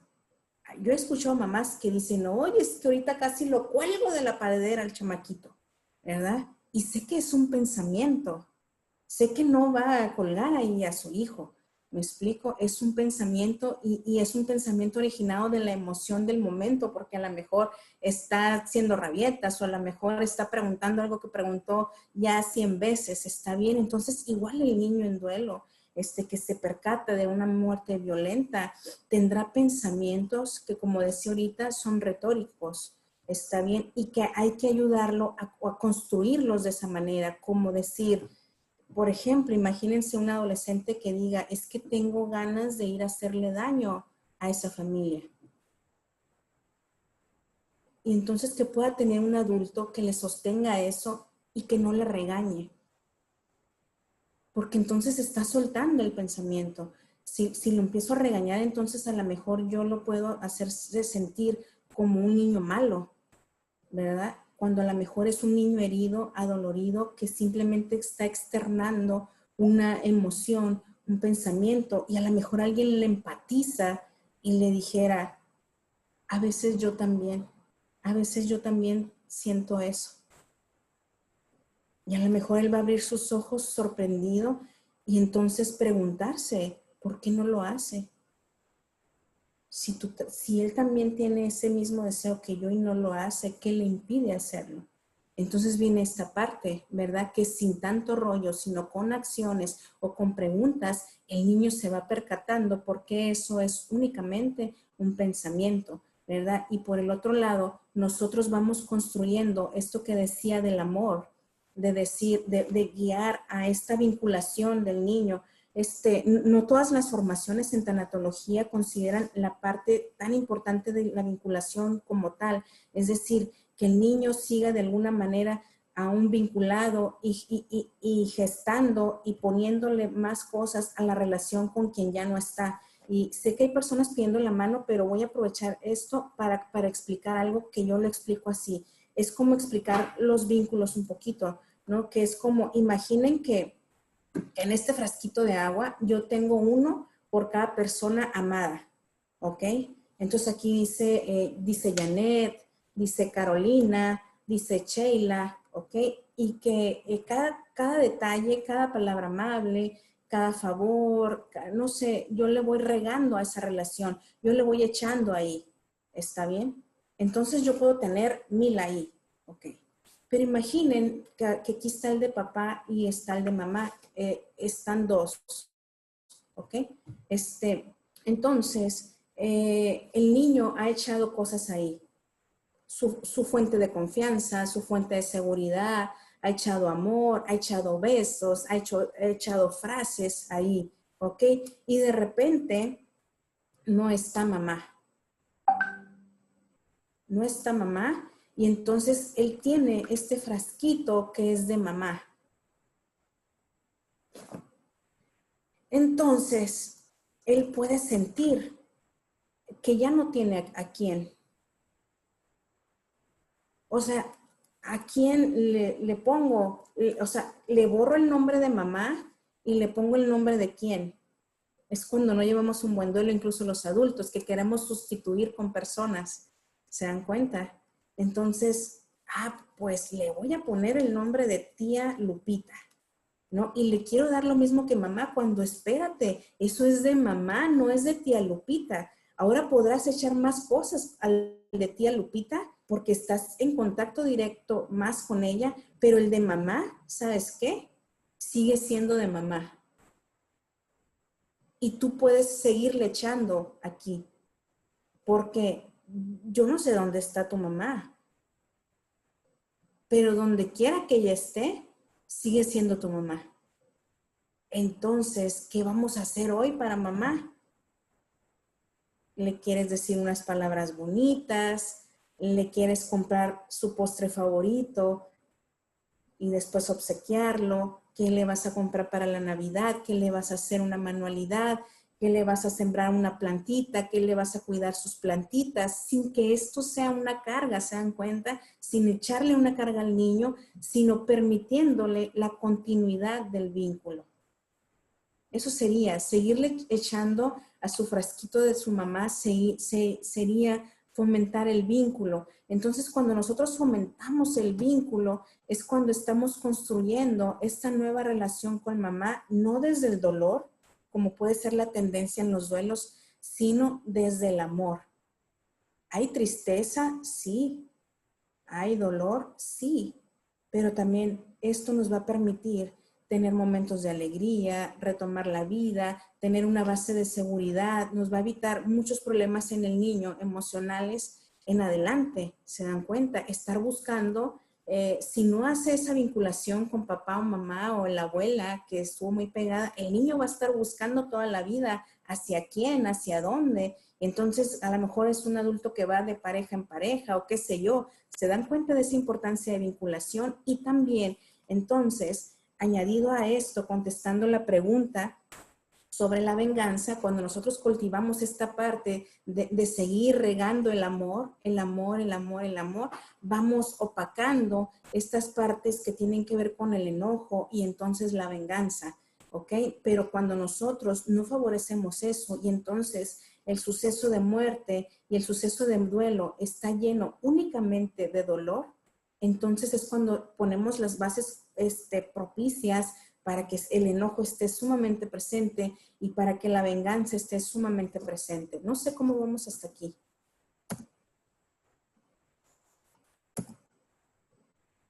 Vamos súper, Jennifer. Okay, no sé si habrá otras preguntas que quieran hacer, pero pues hasta ahora, no, además, siento que si todos están así inmersos como yo en la plática, estamos aprendiendo mucho. Muchas gracias. Ok, pues miren, aquí ya vengo cerrando para dar más prioridad a las preguntas. Aquí ya comenté algunas de estas, está bien, pero es siempre decir la verdad, ¿no? Aquí entendiéndose verdad como lo literal y no como empezar a filosofar como ¿y cuál es la verdad, no? Estoy bromeando solo. Evitar contar historias. Está bien, a mí me sorprendió mucho en una ocasión en un auditorio muy grande, en un auditorio municipal, que se dio una charla de tanatología y una madre expresó en su testimonio de que su esposo había fallecido hacía 2 meses y sus hijos aún no sabían, y que esto había sido recomendación de algunas personas que le dijeron que aún no les dijera, ¿no? Entonces, esos niños tenían a su papá 2 meses de haber fallecido y ellos no sabían y ellos les habían contado muchas historias para sostener la ausencia de papá, como está de trabajo, está de esto, tuvo una complicación, tuvo aquello otro. Entonces, evitemos contar historias. Inclusive, yo sé que hay una que gusta mucho, pero que es inventada. Perdón, y soy de mucha fe, ¿eh? La del cielo. La del cielo. Dejamos que lo construyan ellos, ¿va? Dejamos que ellos lo construyan, porque referente a la edad que el niño tenga, acuérdense, como dije ahorita, hay un concepto de duelo como personas, ahorita somos 95, como 95 personas habemos, igual. La historia del cielo, si no es bien acompañada, si no es bien guiada, puede ocasionar problemas al niño, ¿verdad? Acuérdense que según la edad y según la edad que el niño tenga para comprender lo abstracto, el niño podrías hablarle del cielo como hablarle de París. Es que él está en el cielo, está en un mejor lugar, él ahora está feliz o ya no está sufriendo o algo, y entonces decimos, y entonces el niño es como que, ¿y qué es el cielo? Que yo ya quiero estar allá, ¿verdad? Entonces no sabemos qué es lo que él está creando en su mente cuando nosotros narramos esto. ¿verdad? De tal manera que lo pueda construir como si le hablemos de París o le hablamos de una playa o le hablamos de otro lugar. Entonces es con preguntas y a lo mejor él a alguien más se lo dice o dice un autor por ahí que leí que me llamó mucho la atención, que decía que tendemos, hay una tendencia del ser humano de cuando piensa en la muerte y está en un espacio abierto de ver hacia el cielo, ¿no? Como de pensar que hacia allá es, ¿no? Este espacio donde están las personas que ya murieron. Entonces, con esto de contar las historias, y no estoy en contra de la fe o de lo que la fe o las religiones nos dicen, sino que tengamos cuidado en cómo el niño las va construyendo y más bien lo hagamos con preguntas y con preguntas guiemos al niño para que él vaya construyendo esos conceptos y esas historias. Al fin y al cuenta nosotros le damos significado a la vida y a los sucesos de la vida a través de las historias, ¿verdad? Algunas inventadas con los recuerdos que tenemos de la infancia, pero de repente a lo mejor ya le pusimos esa historia, ¿verdad? Y nos la estamos inventando y estamos construyendo el mundo a través de historias y el niño lo va a hacer también, pero qué mejor que lo construya con las suyas propias. Considerar el mito y la escena fundante. Esto del mito es cuando el niño está expuesto a un punto en el que ya sabe de la muerte. Los niños juegan constantemente con la muerte. Muchas veces es para presentar una temporalidad a ese juego. No, pues que te mataba, ¿no? Ok, y entonces se acabó ese juego y empezamos otro. ¿Se dan cuenta? No porque tengan plena conciencia de la muerte, ¿no? Entonces es el mito y la escena fundante, que la escena fundante sería cuando es su primera experiencia ya directa con la muerte. Entonces también está el que ya vengo diciendo de contestar, si pueden silenciar por favor, contestar solo lo que el niño pregunte. La otra es la de evitar imponer acciones al niño, sino preguntarle lo que desea. Es lo que les decía, no es como imponerle lo que vamos a hacer. Para los que preguntaron al inicio cuando yo abrí el micrófono sobre qué es lo que esperaban, es esta parte de no imponerles acciones para elaborar su duelo, sino de proponerle, de facilitarle circunstancias y que él vaya eligiendo, brindarle alternativas para que él vaya manejando sus emociones, para que vaya construyendo su concepto de muerte, para que vaya vinculando con su ser querido que ya no está.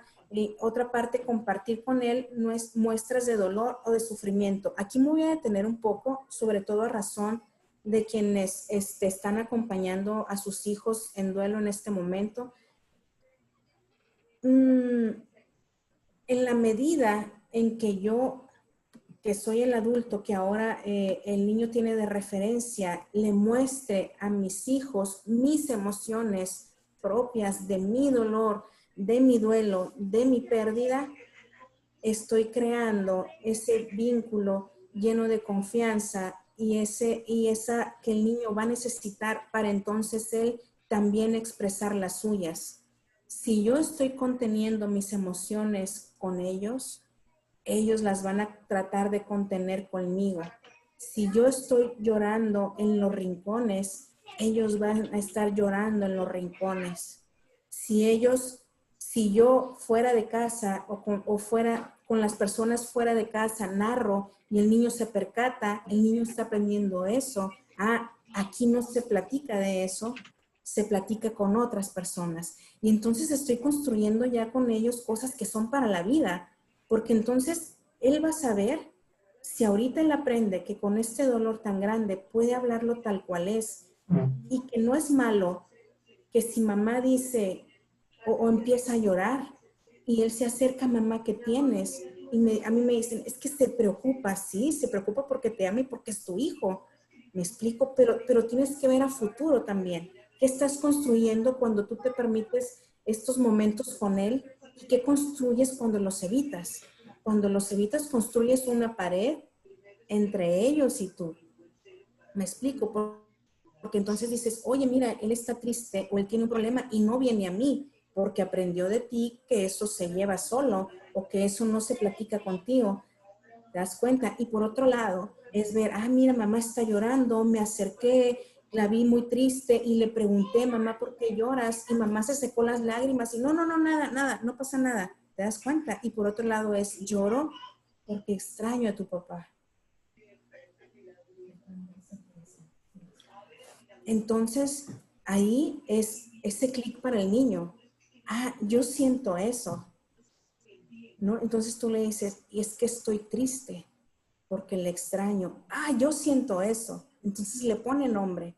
Me explico, a lo mejor llora contigo, a lo mejor te da un abrazo y tienes que saber que eso no es malo, que eso es el duelo, que eso es lo que viene después de una muerte, llorar juntos, abrazarnos juntos, lamentarnos juntos, recordarle juntos y que ese recuerdo nos va a llevar también a sonreír juntos, a levantarnos juntos. Fíjense, yo ahorita leo sus preguntas, voy a cerrar esto, ¿va? Dice, yo he conocido adultos que falleció papá o mamá y que narran que el papá sobreviviente no le dolió, que siguió la vida como si nada. Y a veces yo me cuestiono si es más bien porque esta padre o esta madre no lo mostró a los hijos. ¿Se dan cuenta? Entonces yo te puedo preguntar a ti, papá o mamá, que en este momento estás en duelo, ¿cómo quieres que tus hijos te narren? ¿Me explico? Entonces esto es importante, ¿no? De decir, sí, compartimos una historia mutua en que tuvimos este suceso, en que lloramos todos los días, en que a veces no nos levantábamos, en que a veces no iban ellos a la escuela ni yo a trabajar porque yo no podía. Pero así como me vio llorar, me vio levantarme y aprendió cómo levantarse él y caminamos juntos este camino del duelo. Hicimos rituales juntos, vinculamos juntos y nos levantamos juntos, de tal manera que retomamos la vida como es el objetivo del proceso de duelo. Retomamos la vida reorganizándonos sin el ser querido, manejando y llevando juntos con empatía las emociones que tienen que ver con el duelo. Dice aquí que en el caso de que sea una familia creyente en Dios, ¿cómo manejarlo lo de la muerte apoyando en su fe? Ok, siempre las familias tienen la mayoría una creencia, es muy pocas las que no, está bien. Ahorita con lo que decía yo que cuidado con la historia del cielo, es precisamente cuando se quiera contar sin contexto, ¿está bien? Si es una familia que su crianza está muy emparejada con la religión, muy seguramente esta parte de la muerte la va a querer llevar con la religión. No está mal. Nosotros tenemos que respetar las formas en que lo hagan, pero siempre, como les digo, teniendo un soporte. No podemos descontextualizar nada más y llegar y contar una historia y ya le dijimos, ya todo está bien, ya entendió, está bien, sino el seguimiento que le damos a esto, las preguntas que hacemos y el seguimiento no me refiero al momento inmediato o al día siguiente o a la semana siguiente, sino me refiero a que esto es muy duradero, sobre todo en los niños, por como les decía, que a medida que van creciendo cronológicamente y madurativamente y van teniendo una conciencia diferente, entonces van teniendo cuestionamientos diferentes. No sé si contesté, Marisela.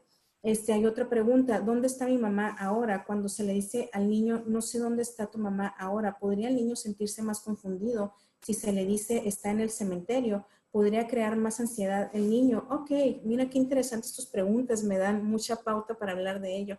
Hablarles del alma al niño, si es en la creencia de la familia, puede confundirlos. Excelentes las preguntas para echarnos un diálogo aquí, Janet, ¿cómo la ves?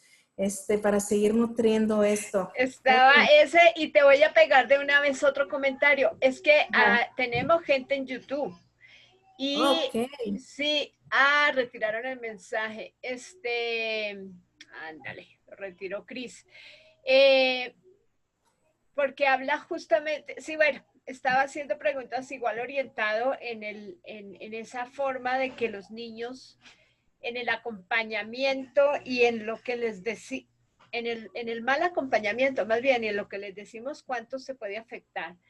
Hace un comentario de alguien que incluso conoce, que ha llegado ya como adolescente a consumir morfina, inclusive. En aras, pues, de lo que vio y que no se lo explicó, pues, de chicos. Más o menos era eso. Muchas gracias, Janet. Entonces, vamos, ¿dónde está mamá ahora? Fíjense bien, Ahora, aquí María nos está poniendo unas preguntas del cual nosotros no sabemos la historia familiar del niño, ni la historia del duelo, ni la edad del niño, ni nada. Está bien, pero tenemos que saber que para dar respuesta a estas preguntas sería necesario saberlas, ¿ok? Sin embargo, yo voy a dar algunas directrices ahí. Por ejemplo, ¿dónde está mamá ahora? ¿Está bien? Tiene que ver con qué se le ha dicho hasta ese momento, ¿ok? Si ya se le explicó, si tuvo una enfermedad mamá o si fue una muerte repentina y entonces le dijimos únicamente, mamá murió. Y hay un silencio, ¿va? Y a lo mejor el niño no pregunta nada, a lo mejor tiene gritos, no sé, las reacciones diferentes. Saben que vinieron a mi mente ahorita muchos niños. De repente yo tengo esto de que las familias pueden hacerme una llamada y yo voy a sus domicilios a darles la noticia a los niños y les cambia la vida, ¿no? Es algo difícil de sostener, pero generalmente no es una pregunta inicial del niño de decir dónde está mamá, o sea, en el momento preciso en que le decimos la noticia, ¿está bien? Y si llegara a preguntar, es una pregunta literal, como de dónde está físicamente, ¿verdad? O sea, ¿dónde está? O sea, es como en esta parte de negación, de decir, le están diciendo que mamá murió y él, no, ¿dónde está? ¿Dónde está? O sea, y quiere estar donde está ella, ¿está bien? Entonces, hay que entender las preguntas de por qué construyó esa pregunta el niño, en qué contexto la construyó, para poder nosotros dar una respuesta o bien sostenerle la pregunta.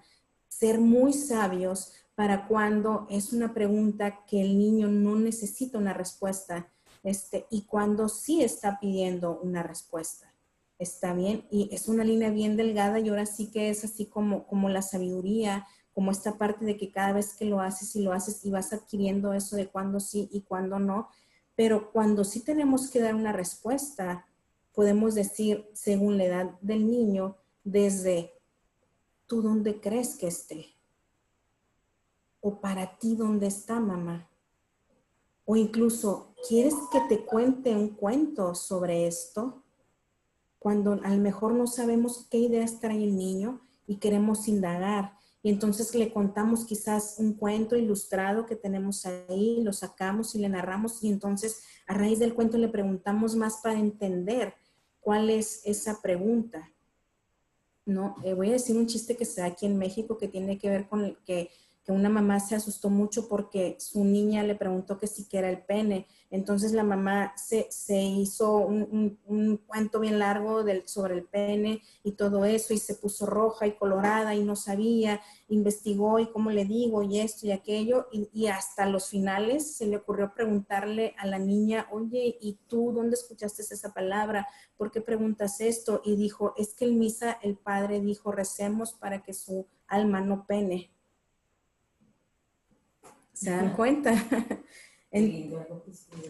Entonces, tenemos que indagar por qué el niño trae esa pregunta para no salir con esas respuestas que el niño no quiere o que el niño no necesita, no que si las quiere, sino que no las necesita. Entonces, cuando decimos, por ejemplo, por supuesto, porque lo podríamos entonces confundir más, como está diciendo María, ¿verdad? Y en esta parte de que si el niño crea más ansiedad diciéndole que los restos del ser querido están en el cementerio. ¿Está bien? Ahora fíjense como dije, los restos del ser querido están en el cementerio. ¿Está bien? Díganme ustedes si alguna vez no han conocido a algún adulto que tenga ansiedad porque los restos de su ser querido están en el cementerio. Sí, ¿verdad? Y es algo natural. Muchos, y que además llevan a la familia a que se vuelve como esa obligación de que sientan lo mismo y que vean como si su ser querido todavía estuviese allí presente y demás. Y realmente es que viví una situación así muy de cerca, donde siempre me quedó esa inquietud de como de que sentía que se quería obligar los demás a tener la misma percepción. Sí. Entonces, gracias, Janet. Entonces, esto es algo como que es natural. No podemos juzgar este tipo de sensación. Quienes dicen, es que creo que tiene sed, es que creo que tiene calor. Por ejemplo, aquí en Sonora que hace mucho calor y la gente, es que creo, él le daba mucho calor y creo que tiene mucho calor estando ahí. No podemos juzgar eso porque tiene que ver precisamente con la tarea de vincular. Por eso es bien importante esa tarea. Y fíjense que muchas veces no se favorece. Se cree cuando alguien quiere empezar a vincular, se cree que va hacia un duelo patológico. Pues mira, está hablando con su mamá que ya no está, o mira, le está comprando un regalo. Está patológico este duelo. No, espérate, está vinculando, ¿no? Entonces hay una parte en el duelo donde la persona no logra esa vinculación en la trascendencia y entonces necesitan una parte física para hacer ahí está. Y necesito ir ahí todos los días.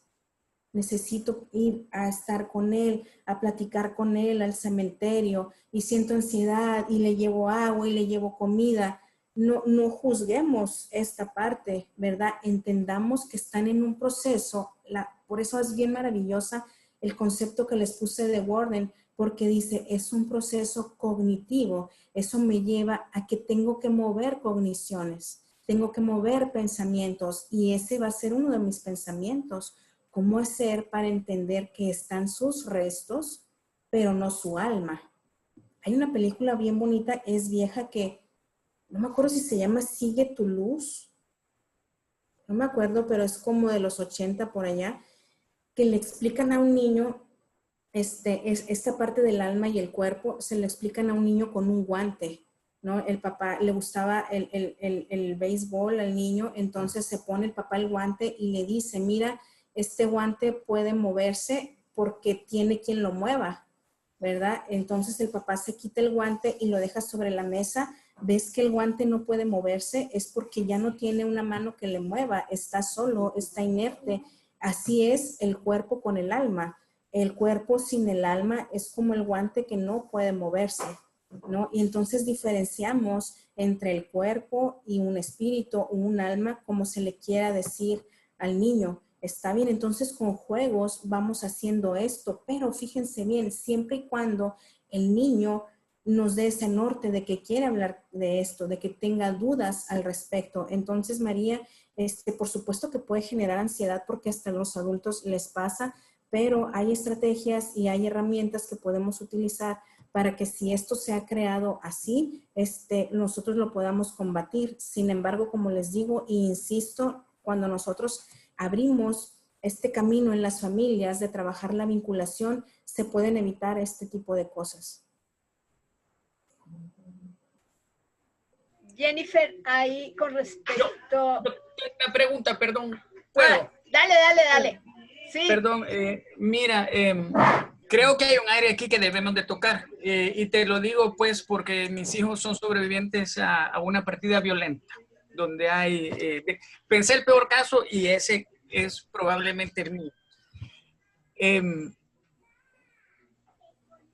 Cuando al niño se le enfrenta por primera vez a esta realidad tan dura, el niño pierde su referencia, pero su otra referencia es el padre que queda. En el caso mío, pues si perdieron un abuelo o perdieron un hermano, son los dos papás. Entonces, hay un área que hay que tocar, siento yo, y es el hecho de la dependencia, la dependencia enfermiza que pueden llegar a desarrollar. ¿Sí? ¿Por qué? Porque los niños, al haber perdido algo que era su referencia de amor inamovible, su seguridad, se vuelcan a tratar de proteger al padre y a veces de maneras irracionales. Mis hijos son ahorita entre 12 y 23, o sea, entre 11 y 22, los tres sufrimos la partida, el hospital, los diarios, porque fue por asalto. Entonces, es mucho para un niño y siento que no estamos tocando el hecho de que los niños se sienten en el aire. Y yo he visto en mis hijos, a veces la grande sale, nunca la veo y me dice, quédate en la casa. Sí, ¿por qué si nunca estás? Porque yo necesito saber que estás ahí. ¿ya? O mi peque que corre a medianoche a decirme, papá, estoy extrañando a mi mami. Ahí voy yo a tranquilizarlo, a tratar de que desarrolle, pero sí es un área bien importante de que los niños lo quieren envolver aún en una burbuja que no le pase nada. Entonces, es lo que te iba a pedir, si podemos ahondar un poco en ese tema, porque sí, yo lo estoy viviendo de primera mano, el hecho de que los niños desarrollan ese temor a perder a papá, en este caso.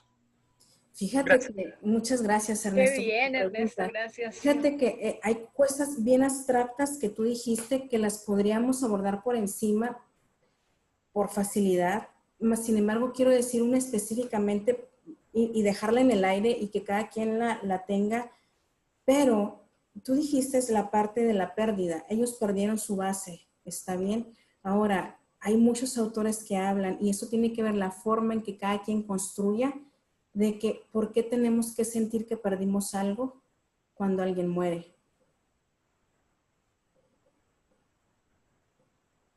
¿Está bien? Es bien abstracto este camino y es como decir, ok, entiendo que físicamente no la tengo, que lo que me duele es no poderle abrazar, no escuchar su sonrisa, no escuchar su voz, no verla caminar por la casa, cocinar. Y por supuesto que hay algo que ya no está, no sé si me estoy explicando, está bien, pero hablamos de algo más profundo, como la sensación, como decir, ya no tengo mamá, ¿verdad? Y hablábamos entonces de la parte, por eso, de vincular y de entender esta nueva forma como esta parte, como lo dice la ciencia, de la materia no se destruye, sino se transforma. A lo mejor yo no la puedo ver, pero ella me puede ver. No sé, estoy filosofando en esto porque es importante, porque tú dijiste cosas muy interesantes y tienen que ver con que nosotros, para elaborar el duelo, vamos a tener que cambiar nuestro sistema de creencias. No podemos construir nuevamente el mundo sin cambiar nuestro sistema de creencias. Y en ese sistema de creencias que teníamos seguridad, que pensábamos que papá y mamá mueren ancianos y resulta que no, que en ese mundo que yo tenía era seguro, en ese mundo que yo tenía las calles eran cálidas y podíamos correr y jugar y ahora resulta que con este suceso ya no es así. Entonces mi creencia es otra. ¿Cómo vuelvo o cómo ayudo al niño a tener construcciones saludables, verdad? Creo que por ahí es, ¿verdad? Y por otro lado está esta parte en la que los autores dicen que los niños, sobre todo pequeños, como hasta los 10 años, con este sentido de egocentrismo, su temor de que muera el otro padre sobreviviente no es en sí a la muerte, está bien, sino es en sí a quedar desprotegidos si ellos mueren. Me explico la diferencia, no lo digo yo, lo dicen los teóricos y hay mucho sustento en eso, está bien. Entonces, cuando nosotros, el padre o madre que queda, funge una figura de apego saludable, una figura de vínculo saludable, nosotros podemos evitar esta cuestión que tú estás diciendo. Por ejemplo, hay algo que tú no le puedes prometer a tus hijos, Ernesto, que es que tú vas a estar con ellos el resto de su vida. Pero lo que sí puedes ayudarles o decirles es que mientras tú estés y ellos estén contigo, tú harás lo que esté en ti para protegerles. ¿Ves qué diferente es? ¿Notas la diferencia? Eso es algo que tú puedes cumplir, ¿no? Entonces, los niños cuando han experimentado o adolescentes situaciones violentas, directas y que esto ocasionó la muerte, necesitan este tipo de confianza, este tipo de seguridad, saber que ellos van a tener su comida en la mesa, su ropa limpia, cuestiones tan básicas como estas, no tantos porque las digamos verbalizadas, sino que las digamos con las acciones. Y ambos corren un riesgo. Tú decías, este riesgo a la dependencia es mutuo, ¿eh? No nada más es de los niños a los padres, sino de los padres a los hijos.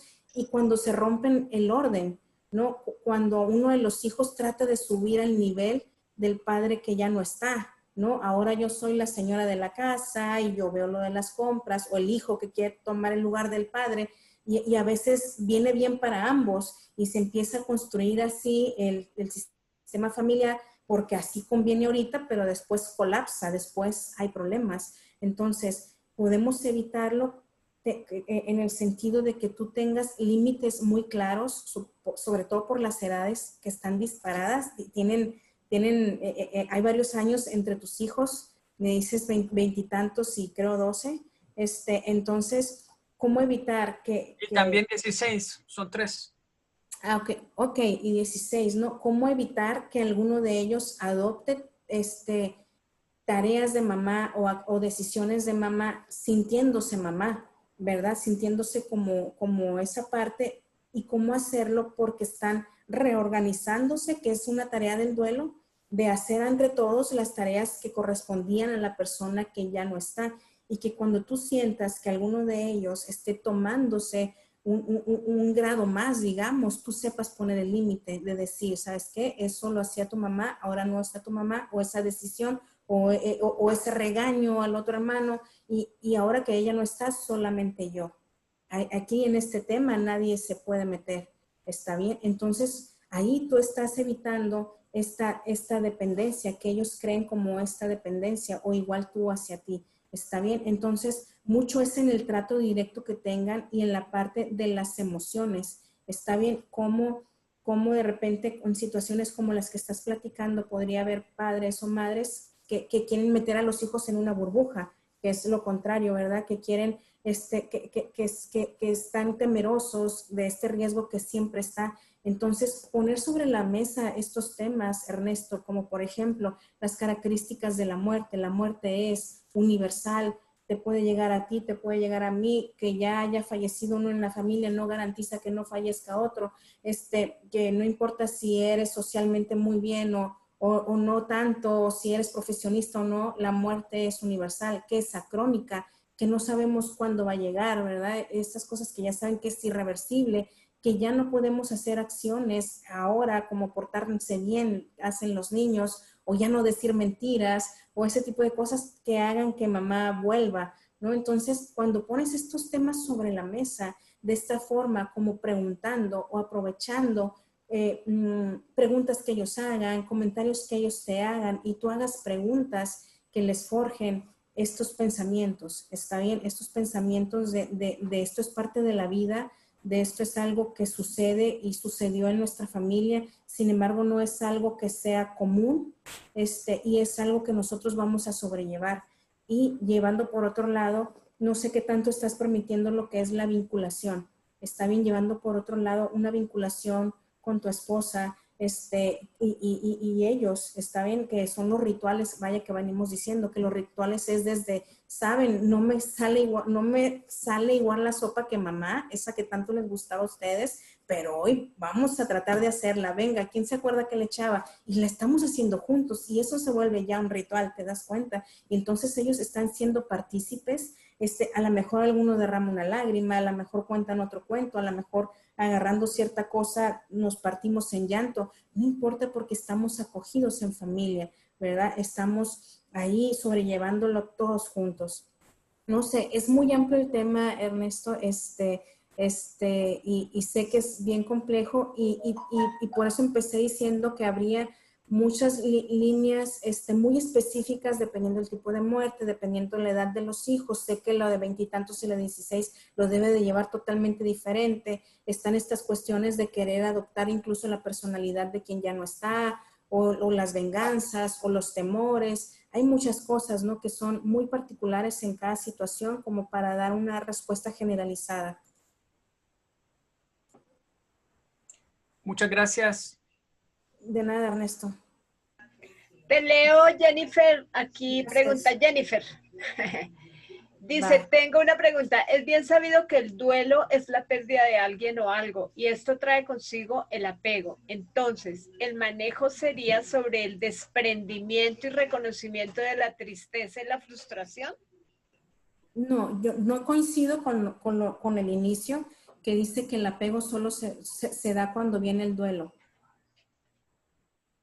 Creo que el apego lo construimos desde los vínculos, que el apego puede haber apegos saludables y que puede haber apegos no saludables. y que quien va a llevar más difícil el duelo es quien lleve unos apegos no saludables, porque van a ser tendientes a lo que decía Ernesto, a lo que decía que es las dependencias.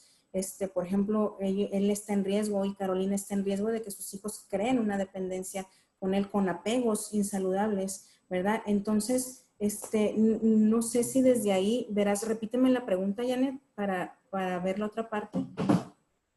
No sé si la tienes ahí. Era, empezaba diciendo de los apegos, ¿no? Entonces, no, el duelo no tiene que ver con desprenderse. Ajá. Ya la recordé, Janet. Sí, Perdón. dice desprendimiento y reconocimiento de la tristeza y frustración.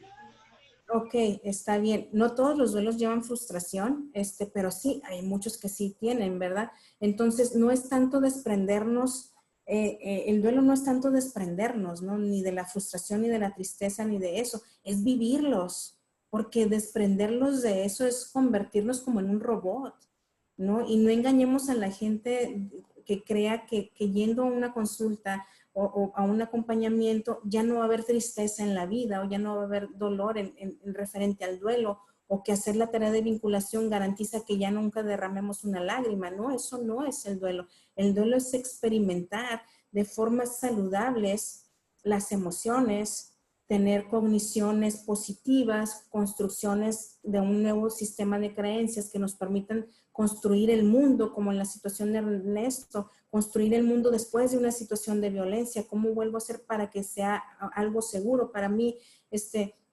Para reorganizarme las tareas, como es otra de las tareas domésticas, como es otra de las cuestiones. Entonces, lejos de desprenderse, más bien es abrirse a experimentarlos, a experimentar las emociones, a experimentar las preguntas, los pensamientos, a hacerlas en familia, y mucho menos desprenderse del ser querido que ya no está. Es al revés. Lo lleva mejor quien se abre desde el principio a las tareas, a la tarea de vincularnos con quien ya no está, ¿ok? Que sería un tema bien amplio, porque de repente hay quienes lo ven como patológico y hay que ser muy claridoso en cuándo es patológico y cuándo no. No sé si contesté esta pregunta. Pues chicos, yo tengo aquí un cuento que me gusta mucho, que fíjense que este cuento de Anna Gobel, lo editó, bueno, tiene una edición que es comercial, pero tiene otra que lo que es la Secretaría de Educación aquí en México o el Ministerio de Educación en otros países, da en las escuelas para que se le lean a los niños. Entonces, este cuento me es muy bonito. Anna Gobel lo hizo para que sus hijos fueran entendiendo la muerte. Entonces, no es Caniel el cuento, pero tiene páginas ilustrativas muy bonitas acompañando las frases. Casi es una frase por página, ¿está bien? Entonces dice así, fíjense: si un día yo partiera, deja la ventana abierta para que pueda visitarte, de noche o de día, vestida de brisa o de las olas del mar, o de estrellas. Vendría a visitarte en los colores del arco iris, y estaría cerca de ti en soledad y en alegría. Y si me riegas con recuerdos, un perfume de flores te acompañaría por el camino. Si un día yo partiera, vendría a visitarte, siempre de muchas maneras. Muchas gracias. Óyeme, qué bonito, qué experiencia la de hoy. Bueno, quiero decirles lo siguiente. El enlace para entrar a YouTube, para quienes quieran volver a escuchar, es Programa Vincúlate YRP. Primera cosa. Segunda cosa, si hay más preguntas que surjan, las pueden escribir en los grupos, se las vamos a trasladar a Jennifer siempre. Segundo tema. Okay. Y tercer tema, Programa Vincúlate YRP, Maribel. Y la otra parte importantísima es que apenas va a ser el inicio, para que lo tengamos en cuenta. El tema del duelo en los niños es algo que debemos construir desde, ojalá, antes que se presenten las situaciones de muerte. Lamentablemente, como lo hemos compartido ya en otros conversatorios, es un tema de primero vencer la resistencia incluso de los papitos o de los adultos, de los cuidadores. Aquí nos quedan una cantidad de pendientes, pues, y de algo súper importante de comprender que nosotros primero debemos atendernos. Algo que leía por allí decía, hablaba de una mamita en depresión, hablaba de una cantidad de situaciones que lamentablemente efectivamente se presentan y que deja de pronto un poquito invalidada la función del cuidador en pro del beneficio de estos niños. Son situaciones muy, muy complejas a manejar. Entonces se requiere de muchísimo trabajo en inteligencia emocional desde chicos, en todo lo que les podamos enseñar, porque generalmente es el miedo a nosotros los adultos. No se me olvida en este momento en Celaya, un papito, después de una conversación sobre duelo en los niños, un papito súper preocupado que decía, se han muerto 2 mascotas de mis hijos, siempre les he puesto mentiras al respecto, dígame ahora cómo hago. Y resulta que cuando él va y le dice a sus hijos la verdad, los hijos le han dicho, ya sabíamos lo cierto, y lo cierto es que eres un mentiroso. Wow. Entonces, claro, súper fuerte. Entonces, eso se evita cuando nosotros primero rompemos nuestras propias resistencias. Jennifer, encantadísima, encantadísima. Le seguimos. Para quienes están presentes, recuerden también, porque Jennifer hace parte del proyecto de La Vida en Duelo, del libro colaborativo, hace parte de nuestro staff entre Dolux y Vincúlate en esta alianza que traemos para toda esta cantidad de actividades tan bonitas. Edith. Pues muchas gracias, Jennifer, y les repito lo mismo que el sábado. Próximamente tenemos el diplomado de duelo infantil, en el cual se va a abordar también un tema muy importante como son los cuidados paliativos. Entonces, vamos a seguir, vamos a darle continuidad, y las personas que estén interesadas en el diplomado, por favor, escríbanos, comuníquense para ir apartando su lugar, por favor. Sí, Jennifer, pues muchísimas gracias, un tema muy importante, y la importancia de ir educándonos en duelo para poder educar a nuestros hijos, que nos acompañen y hacerlos partícipes de los rituales, de todo el proceso del duelo, porque finalmente es un proceso. Y exactamente, cada quien tenemos una definición muy particular de duelo. Yo podría decir que el duelo es una joven viuda que se pasa la noche pensando qué le va a dar de comer a su hijo mañana. Puede ser un niño llorando por la ausencia o la muerte de su padre o de su madre. Son definiciones de duelo muy diferentes, las que cada uno podríamos tener y podríamos generar. Pues muy interesante, Jennifer, y estamos en comunicación. Muchísimas gracias. Muchas gracias a todas las personas que nos acompañaron, y les recuerdo que mañana tenemos taller.